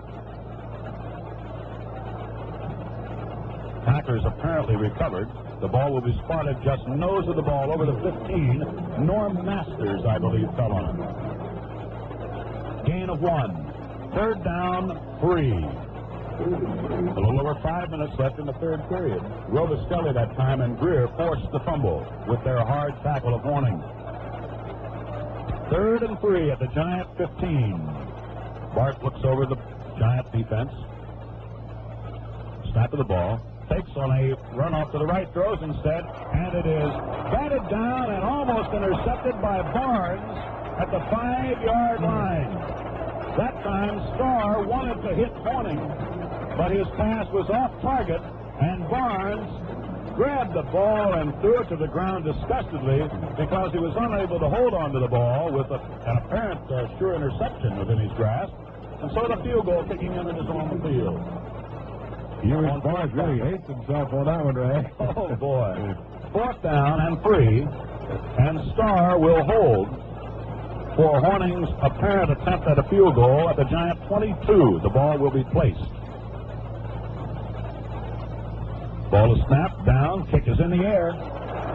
It's good. There's timeout on the field with the score. The Green Bay Packers 27, the New York Giants nothing.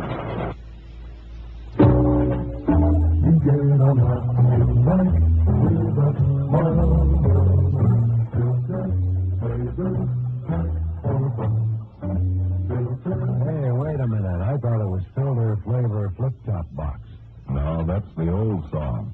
Now Marlboro comes in a king-size soft pack, too, so they changed the words. Oh. You get them up, you might with a Marlboro.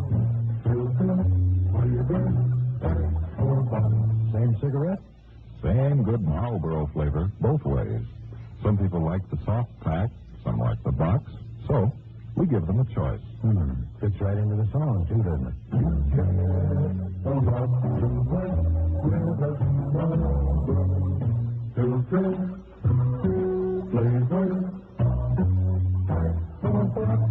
Marlboro, the filter cigarette with the unfiltered taste.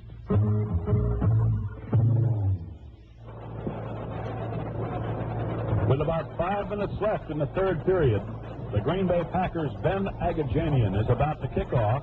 The Giants' deep men are Joe Wells and Bob Gators as the Packers lead 27-0. Ray, call it breaks or whatever you want. It's really heads-up football, but a couple of pass interceptions and a tremendous kick by Boyd Dowler led to the scoring by the Packers. Agajanian's kick is a very deep one. It is into the end zone. It'll be over the end line. Gators watches it roll over the end line for a touchback, and the Giants will have the ball at their own 20-yard line. And the quarterback will again be the veteran Charlie Connerly. We'll pick up the other members of the New York Giant offensive unit. Alex Webster, number 29, will be in there. Joel Wells, the first-year back from Clemson. Kyle Rote will be the flanker. Del Schaffner and Joe Walton, the ends. Rote goes to the right. Schaffner to the left. The Giants set from their own 20. Connerly fades the pass. Gives ground. Throws a screen out to Webster. He comes and is hit from behind and down at the 25-yard line. Out on the right flat. A quick screen with Kyle Rote leading the blocking. Henry Jordan caught him from behind. Gain on the play at 5 yards. Second down 5. Third quarter. Packers lead 27-0 here in Green Bay, Wisconsin, with a little better than 4 minutes left in the period. That's unofficial. In the National Football League, the back judge keeps the official time. Up front, the interior linemen for New York: Roosevelt Brown, Darrell Dest, Ray Whitehecker, Mickey Walker, Jack Stroud. Second down 5, New York from the 25. Connerly fades the pass.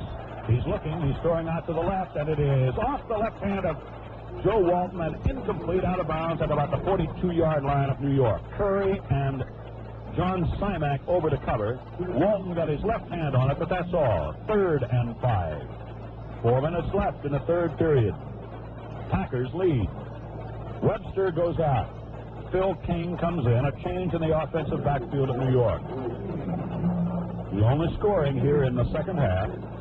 Paul Horning's second field goal of the game. From 22 yards out, it was set up when the Giants fumbled a punt, and the Packers' Forrest Gregg recovered. Phil King, along with Wells, lining up behind Connerly on 3rd and 5 from the Giant 25, and Connerly fades the pass. He looks, he's being chased, he throws, and it is almost intercepted by Bill Forrester at the 30, and it's incomplete. It was intended for Wells. But Willie Davis again put tremendous pressure on the passer. We have unofficially the Giants completing 6 of 19 passes with 2 interceptions. And the Packers defensive unit has been mighty tough today. So it's 4th and 5, and the Giants, Don Chandler is in to punt. Willie Wood, Lou Carpenter are deep for the Packers. The punt will come from about the Giant 10. The ball is snapped to Chandler. The punt is away. It is off to the left. Fair catch by Willie Wood at the Packer 41-2-yard line. He is run into, and a penalty flag is dropped.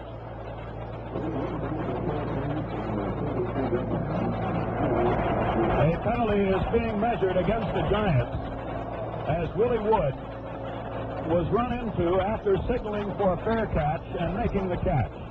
First down, the Packers at the Giant 43-yard line after the penalty is measured off. Bart Starr, Paul Horning, Tom Moore, Boyd Dowler, the flanker to the right, McGee's foot left, Ron Kramer, tight left end. Starr fades the pass, throws to the right to Dowler, has it at the 40, to the 40-35, out of bounds at about the 32-yard line. Barnes made the tackle. A quick pass as Dowler went about 5 yards, was a stationary target. Starr hitting perfectly. Gain on the play is to the Giant 32-yard line of 11 yards and a Packer first down. Late in the third period, just under 4 minutes remaining, Packers leading by 27-0. The ball is at the inbounds marker on the far side of the field. The shadows begin to creep across City Stadium here at Green Bay, covering about perhaps a third of the field right now. Only Dowler is out wide. He's to the right side. Paul Hornung straight ahead to about the 26-yard line.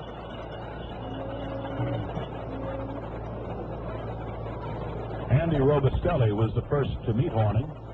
Blocking led by Skoronski, Thurston. Gain on the play, about 6 yards. Second and a long 4 at the Giant 26-yard line. Out of the huddle come the Packers, and out to the right goes Dowler to the far sideline. On the open field side, split wide by about 10 yards is Max McGee. Starr fades to pass. Has good protection. He's throwing for Dowler. He has it at the Giant 13-yard line. Barnes shoved him out of bounds.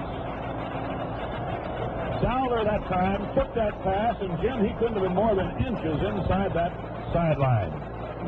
He was just in there, and here is Barnes, of course, figured he was out, but the official was right on it, right along the sideline there.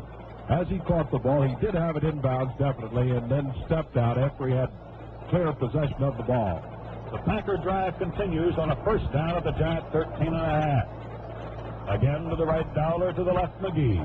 Hornung and Tom Moore behind the quarterback Starr. Snap of the ball. Off to the left is Hornung looking for a receiver. Still looking. He's throwing for McGee. And it is just off his hand in the end zone in the left corner. That time, Hornung threw with somebody grasping at his leg, and he had an awful lot of time, Jim. Paul Hornung is playing one of his better games, although he's played a lot of great ones over the years here in Green Bay. And incidentally, his mother is sitting right below us here, and you know that she's mighty proud of her son this afternoon, as I'm sure she's had many afternoons in college and as a professional football player, to have a great deal of pride in him. Tom Moore comes out. Jim Taylor goes in. Second down, 10. Green Bay at the Giant 14. So it's Hornung and Taylor now behind Bart Starr. Starr fades to pass. Has good protection. Being rushed from the one side. He throws now for Ron Kramer. Touchdown! Ron Kramer in the left corner. Got behind the defensive back. Starr hitting beautifully. Ron Kramer has his second touchdown as he went down and out to his left to the corner of the end zone. Starr has fired his third touchdown pass, his second to Kramer. Hornung will try to make it 34. Ball is down, it's kicked, the penalty flag is dropped. Referee Renix is waiting. It's good. The penalty was against the Giants. There's timeout on the field with the score now. The Green Bay Packers 34. The New York Giants nothing.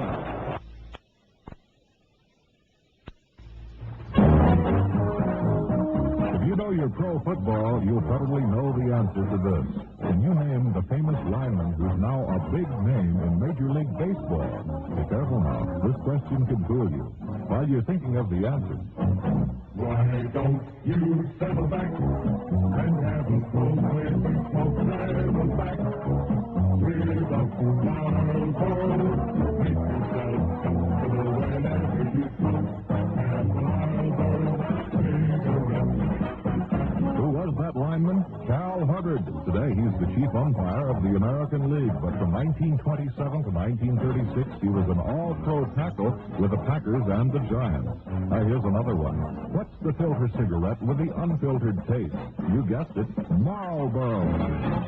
You get a life with a Marlboro. Filtered, flavored, pack or box. Well, Jim, so far in this game, there's just no doubt about it. It's been the Packers' day, and they just can't seem to do anything wrong. A team effort is the desire of every coach and every football player and every football fan, too, and we're seeing it here. 11 men or 22 men defensively and offensively for the Green Bay Packers this afternoon. Van Agajanian kicks. Joel Wells takes it at the 10, comes to the 15, 20, swings to the left, 25, to the 30, to the 35, 34-yard line, and there he's down. Elijah Pitts, Willie Wood are there to make the play. Giants ball, first down at their 34-yard line. If you joined us late, we will tell you that the Giants threatened once in the first half, and on 4th and goal from the Packers 6, a pass fell incomplete. That's been their biggest threat. Y.A. Tittle is back in at quarterback. Behind him are Phil King and Bob Gators.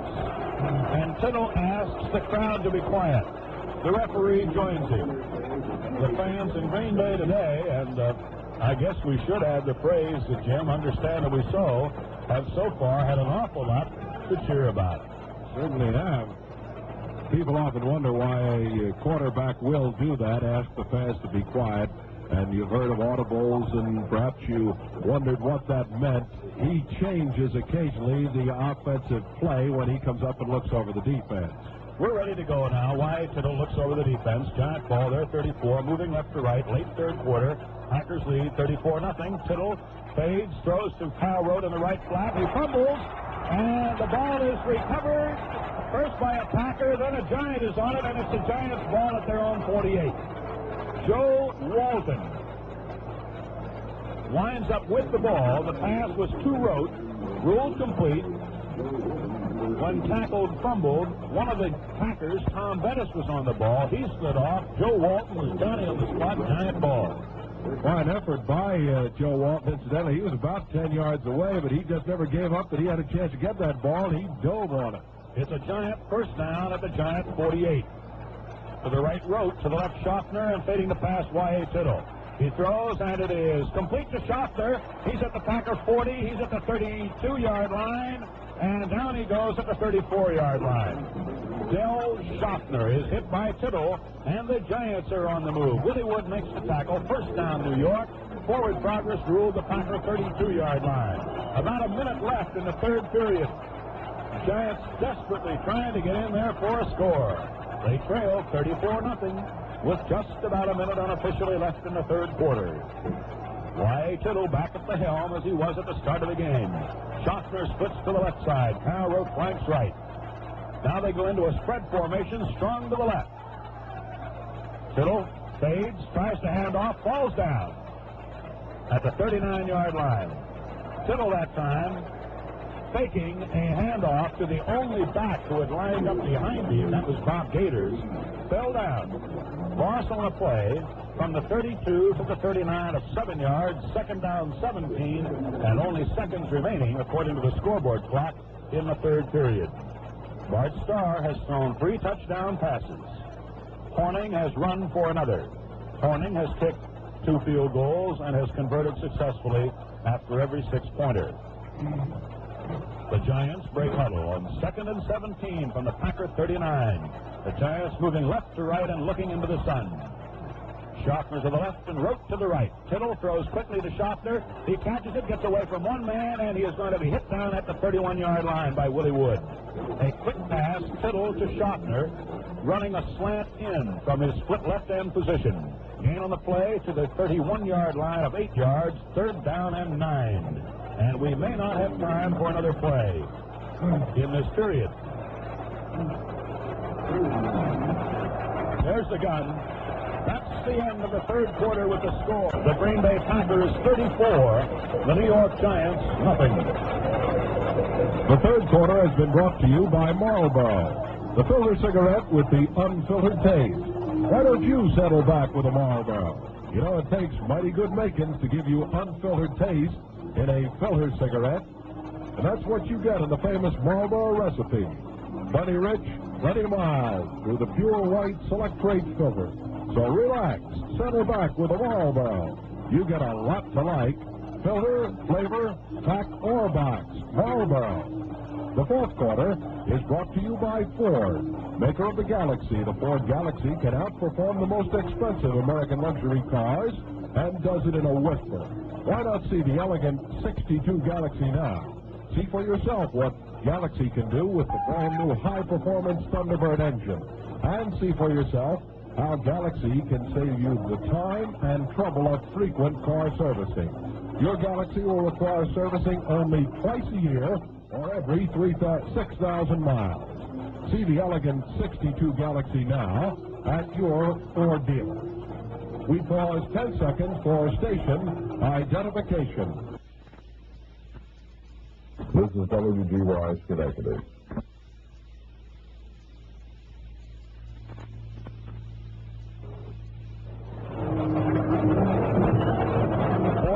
Green Bay, Wisconsin, along with Jim Leeming. Ray Scott on hand. Giant ball, 3rd and 9 at the Packer 31, and Tittle fades the pass.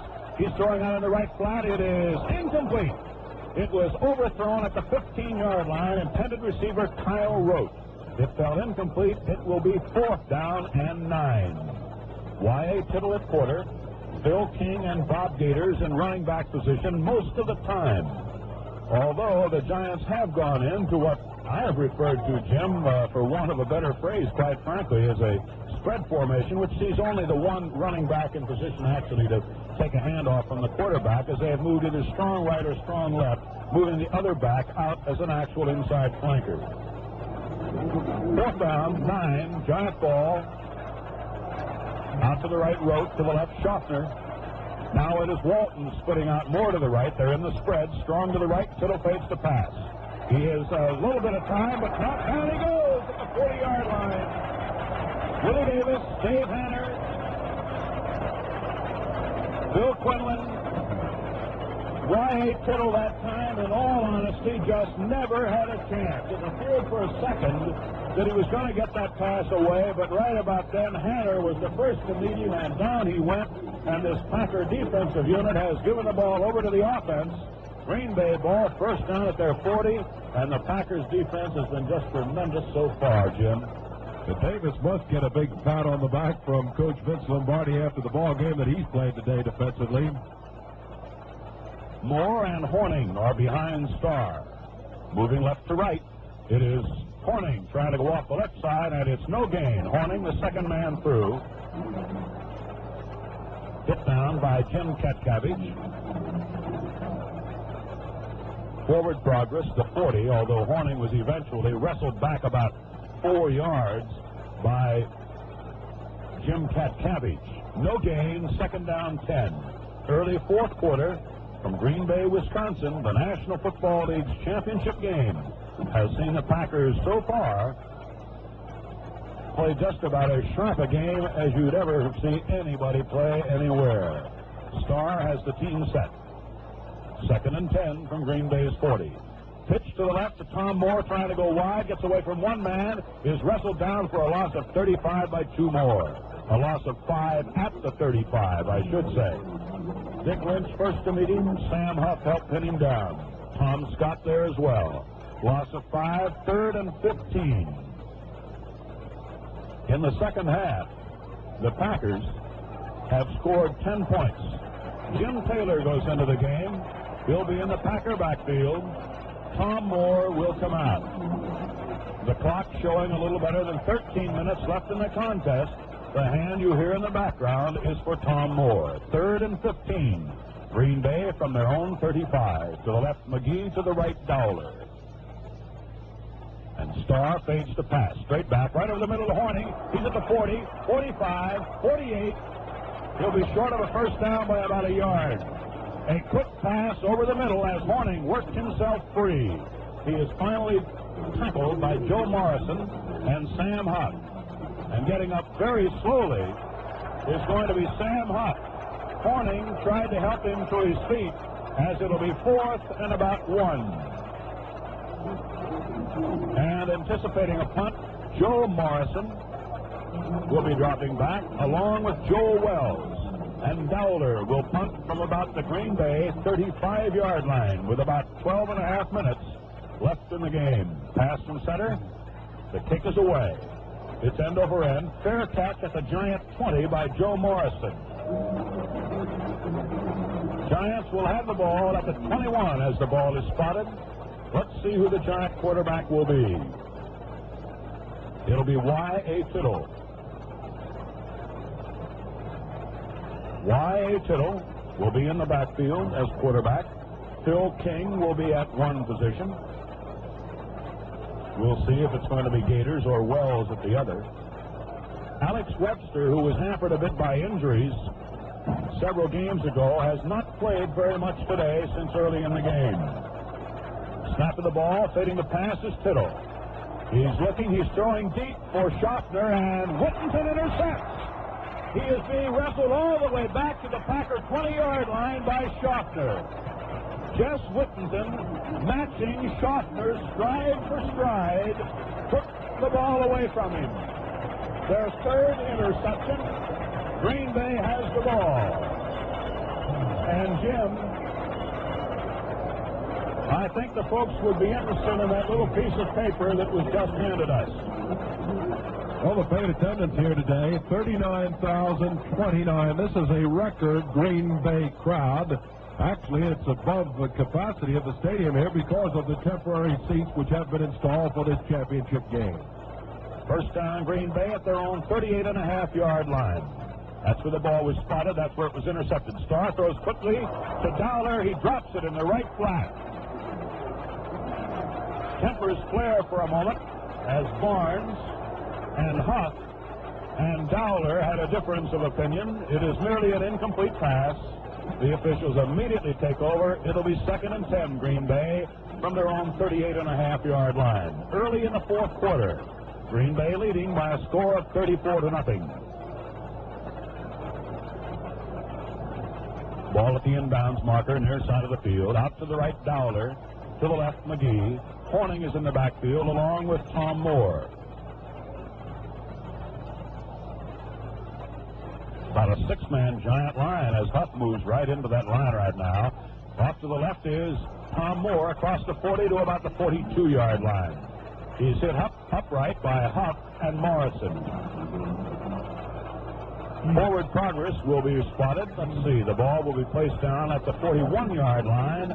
Let's call it a gain of 3 and 3rd down 7. Ray, if you could boil this down to one word, I think that you could say the Packers had momentum today, and the New York Giants just haven't been able to get on track with but a very few exceptions. We're ready to go. 3rd and 7. Snap of the ball. Penalty flags are down all over the field.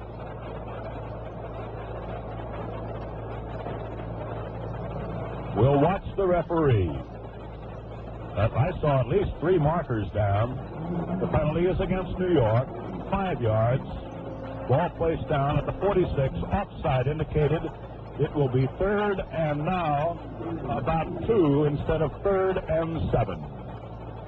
Giants defensive unit: Cabbage, Modzalewski, Greer, Robustelli, Livingston, Huff, Scott, Barnes, Morrison, Patton, Lynch. 3rd down 2, Green Bay from their own 46. Fourth period, Packers lead 34-0. To the right, Dowler. Fairly tight left end, McGee. Ron Kramer, a tight right end.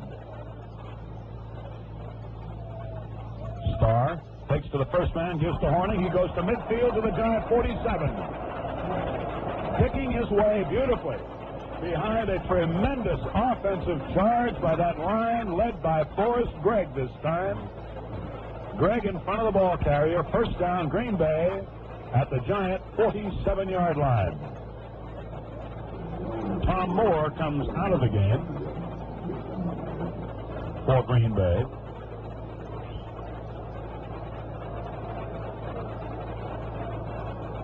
Into the game is Jimmy Taylor, and it's a draw play to Taylor. He's at the 45, 40, 35. He's at the 30, swings to the right, 25, 20. He hits Barnes and goes out of bounds at about the 13.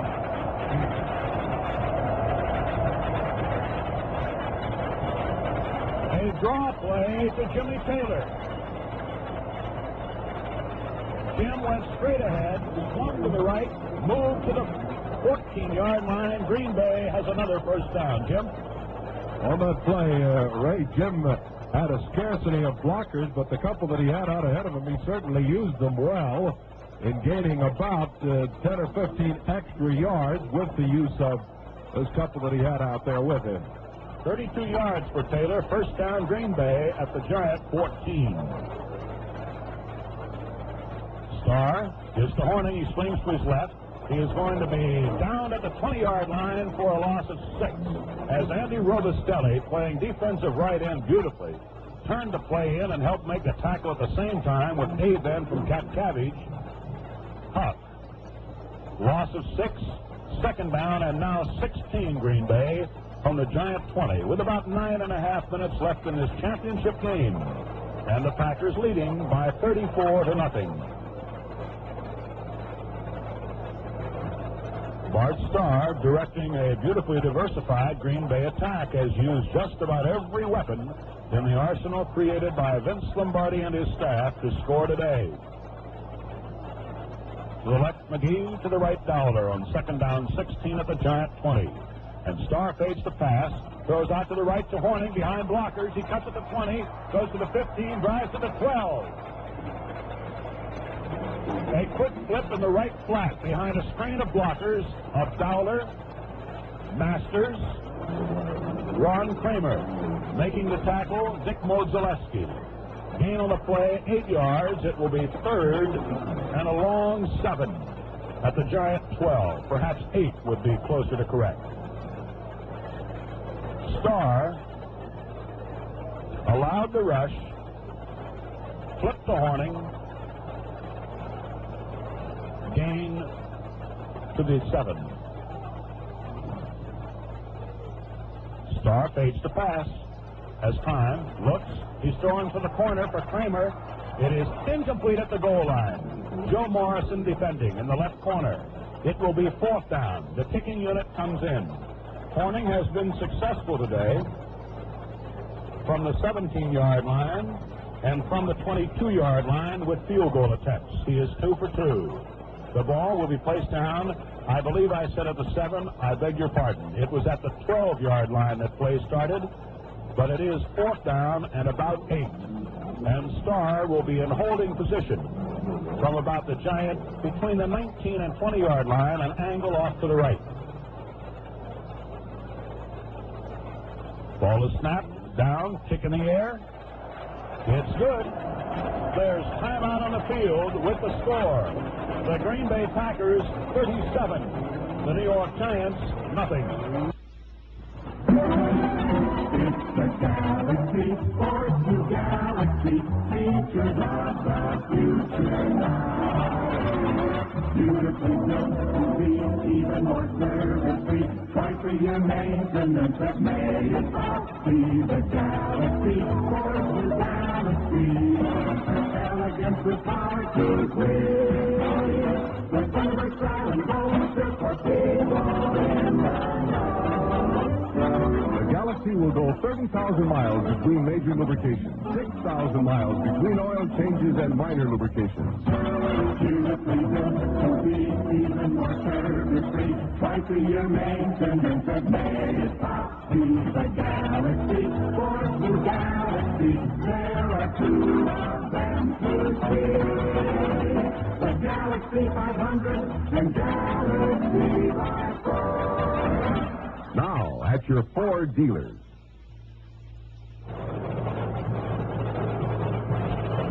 City Stadium, Green Bay, Wisconsin, the scene of action, ladies and gentlemen, along with Jim Leeming, Ray Scott on hand with about 8 minutes left in this championship game.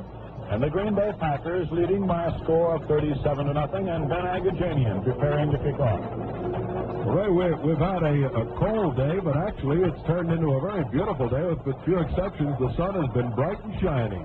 Agajanian's kick is fairly high, and at the 6-yard line is taken by Gators to the 15, to the 20, tries to go to the right, and is submerged at the 26-yard line. First year back, Bob Gators of New Mexico State. one of a host of first-year players who have made good in the National Football League.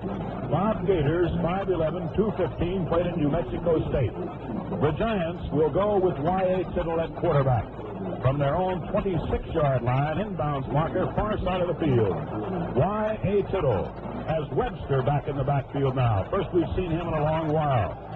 Fumble. Ball is picked up and fallen on by a Giant at the 22-yard line, Bob Gators. A fumble on the snapback. Loss on the play to the 22 as Bob Gators alertly fell on the loose football. Loss of 4, second down, 14. And in from the Giant bench across the way comes Phil King. Del Schaffner is the left end. Joe Walton, the tight right end. King is going to replace Webster. Phil King from Vanderbilt, 6'4", 225. To the left, Schaffner. To the right, Rote. Second and 14, Giant from their 22.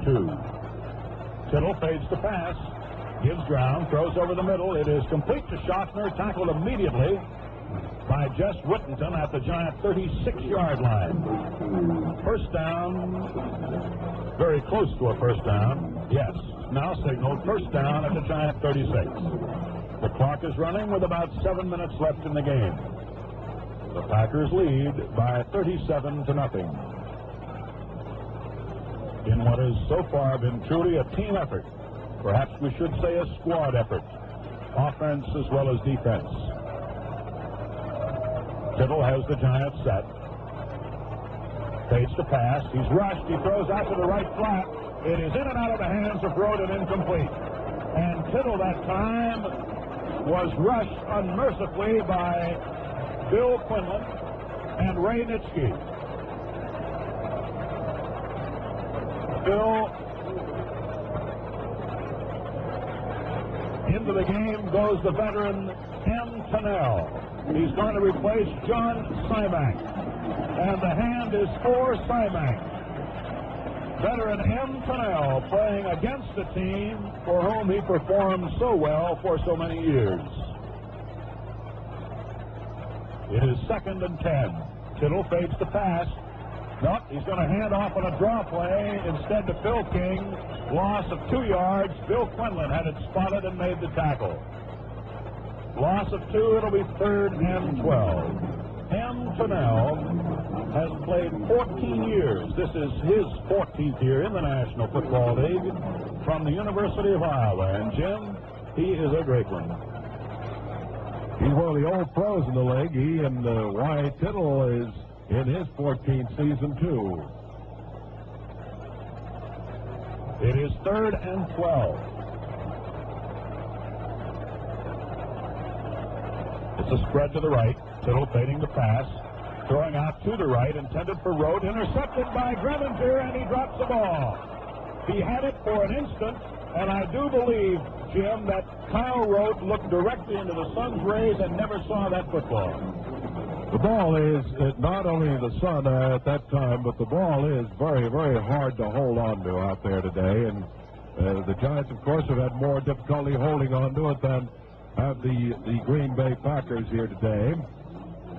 Some of the players, I notice the linemen, the interior linemen, are wearing gloves.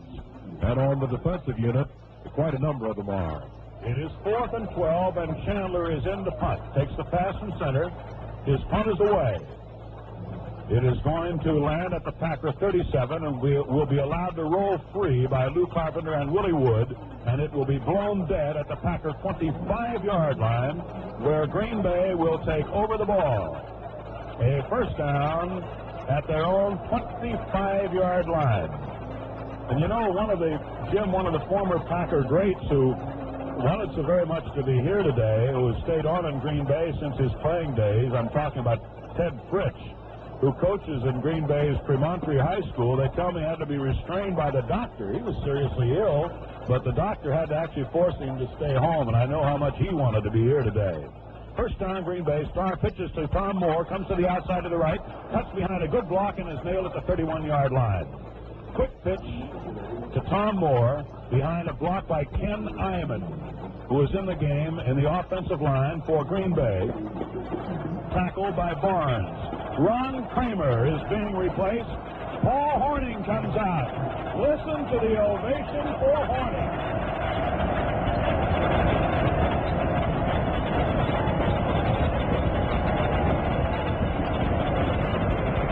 Truly, thousands of people here got on their feet to give an ovation to Paul Hornung as it's Green Bay's 2nd and 4 from their 31, leading 37-0 over the Giants late in the ball game. Elijah Pitts is in the backfield, and it's Tom Moore straight ahead to the 35, spins to the 40 to the 42-yard line. First down, Green Bay, as Tom Moore, finding daylight, actually twisted away from one tackler to give him an additional 5 yards. Out of the game comes Max McGee with about 4 minutes left in the contest. Ron Kramer, Max McGee, Paul Hornung have all departed to tremendous ovations of this obviously partisan crowd in Green Bay. First down of the Packer 42, moving left to right late in the ball game. Lou Carpenter is in. Elijah Pitts off the left side will sprint to about the 44, and that's all. Evidently, Ray, Coach Vince Lombardi in the closing minutes here is trying to get as many into the game as he can, and of course, get the ovation for the great stars of the Packers for this season. Boyd Dowler has just left to a great ovation and has been replaced by Lee Folkins, a first-year player from the University of Washington. In on the play of a yard, 2nd down, 9. Getting ready to go into the game at quarterback is Johnny Roach, a former SMU star. 2nd and 9, Green Bay from their own 43. Long count by Starr. Fades as if the pass, hands off to Pitts off the left side. He fights to the 46. It'll bring up, and into the game goes Roach. Out of the game, Bart Starr. Time out on the field with a score. The Packers 37, the Giants nothing. Close the door of the new Fairlane 500 and listen. It's the new sound of quality. Quality that's part of the totally new Fairlane 500 by Ford. Right, the Fairlane 500, right price, right size, right between the Galaxy and Falcon. The Fairlane 2 for 62, the car that's just right for just about everybody. Just about everybody. Right. The new Ford Fairlane 500, right between Galaxy and Falcon. Right size, a foot shorter on the outside, big car room on the inside. Right price, price below many compacts. The car that's just right for just about everybody. Test the quality yourself. Close the door of the new Fairlane 500. At your Ford dealers now.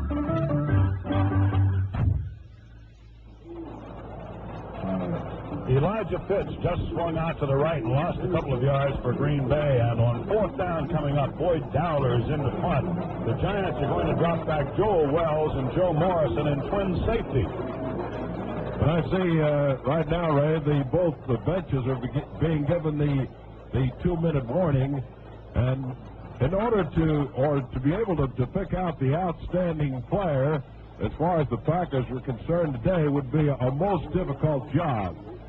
Bart Starr was just tremendous in every phase of quarterbacking this fine team. Of course, Paul Hornung with the 19 points that he scored here today. Have to make him one of the big ones too, but never forget those fellows up on the line who did such a marvelous job all afternoon, defensively, offensively, the defensive backfield, and I guess, as you said a short time ago, this would have to be a squad applause. I'm guessing right now.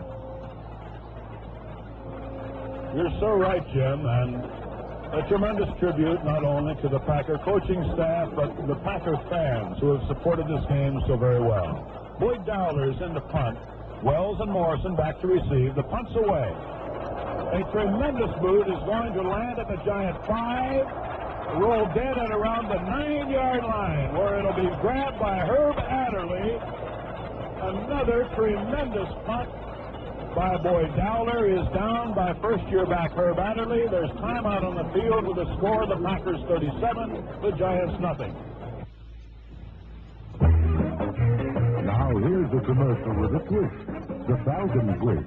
You're going to get a new Falcon? A 62 Falcon. Everybody loves Falcon. So listen, Malcolm. Pick me up in your Falcon. I'll be ready at 8. I'll be there with my Falcon. We'll have a wonderful ride. And I'll be right at your side. Economical Falcon. Cost so little to run. With the money we save with a Falcon, we can sure have a barrel of fun. Everybody loves Falcon.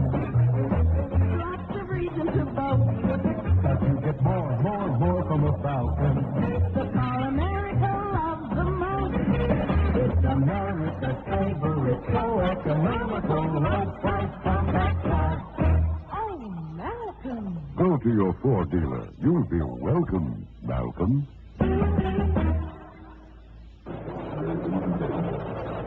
The Giants are coming up now to about a 3rd and about 9 situation as Y.A. Tittle just misses on a pass out on the left flat on a down-and-out pattern to left end Del Schaffner, who had such a great season with the Giants. And you know, so many times, Jim, it seems to me, with only seconds remaining here in this championship game, that when a game does end, as it seems to about to end, with the Packers leading by a rather decisive score, we're inclined to forget the great job done by the vanquished team during the regular season.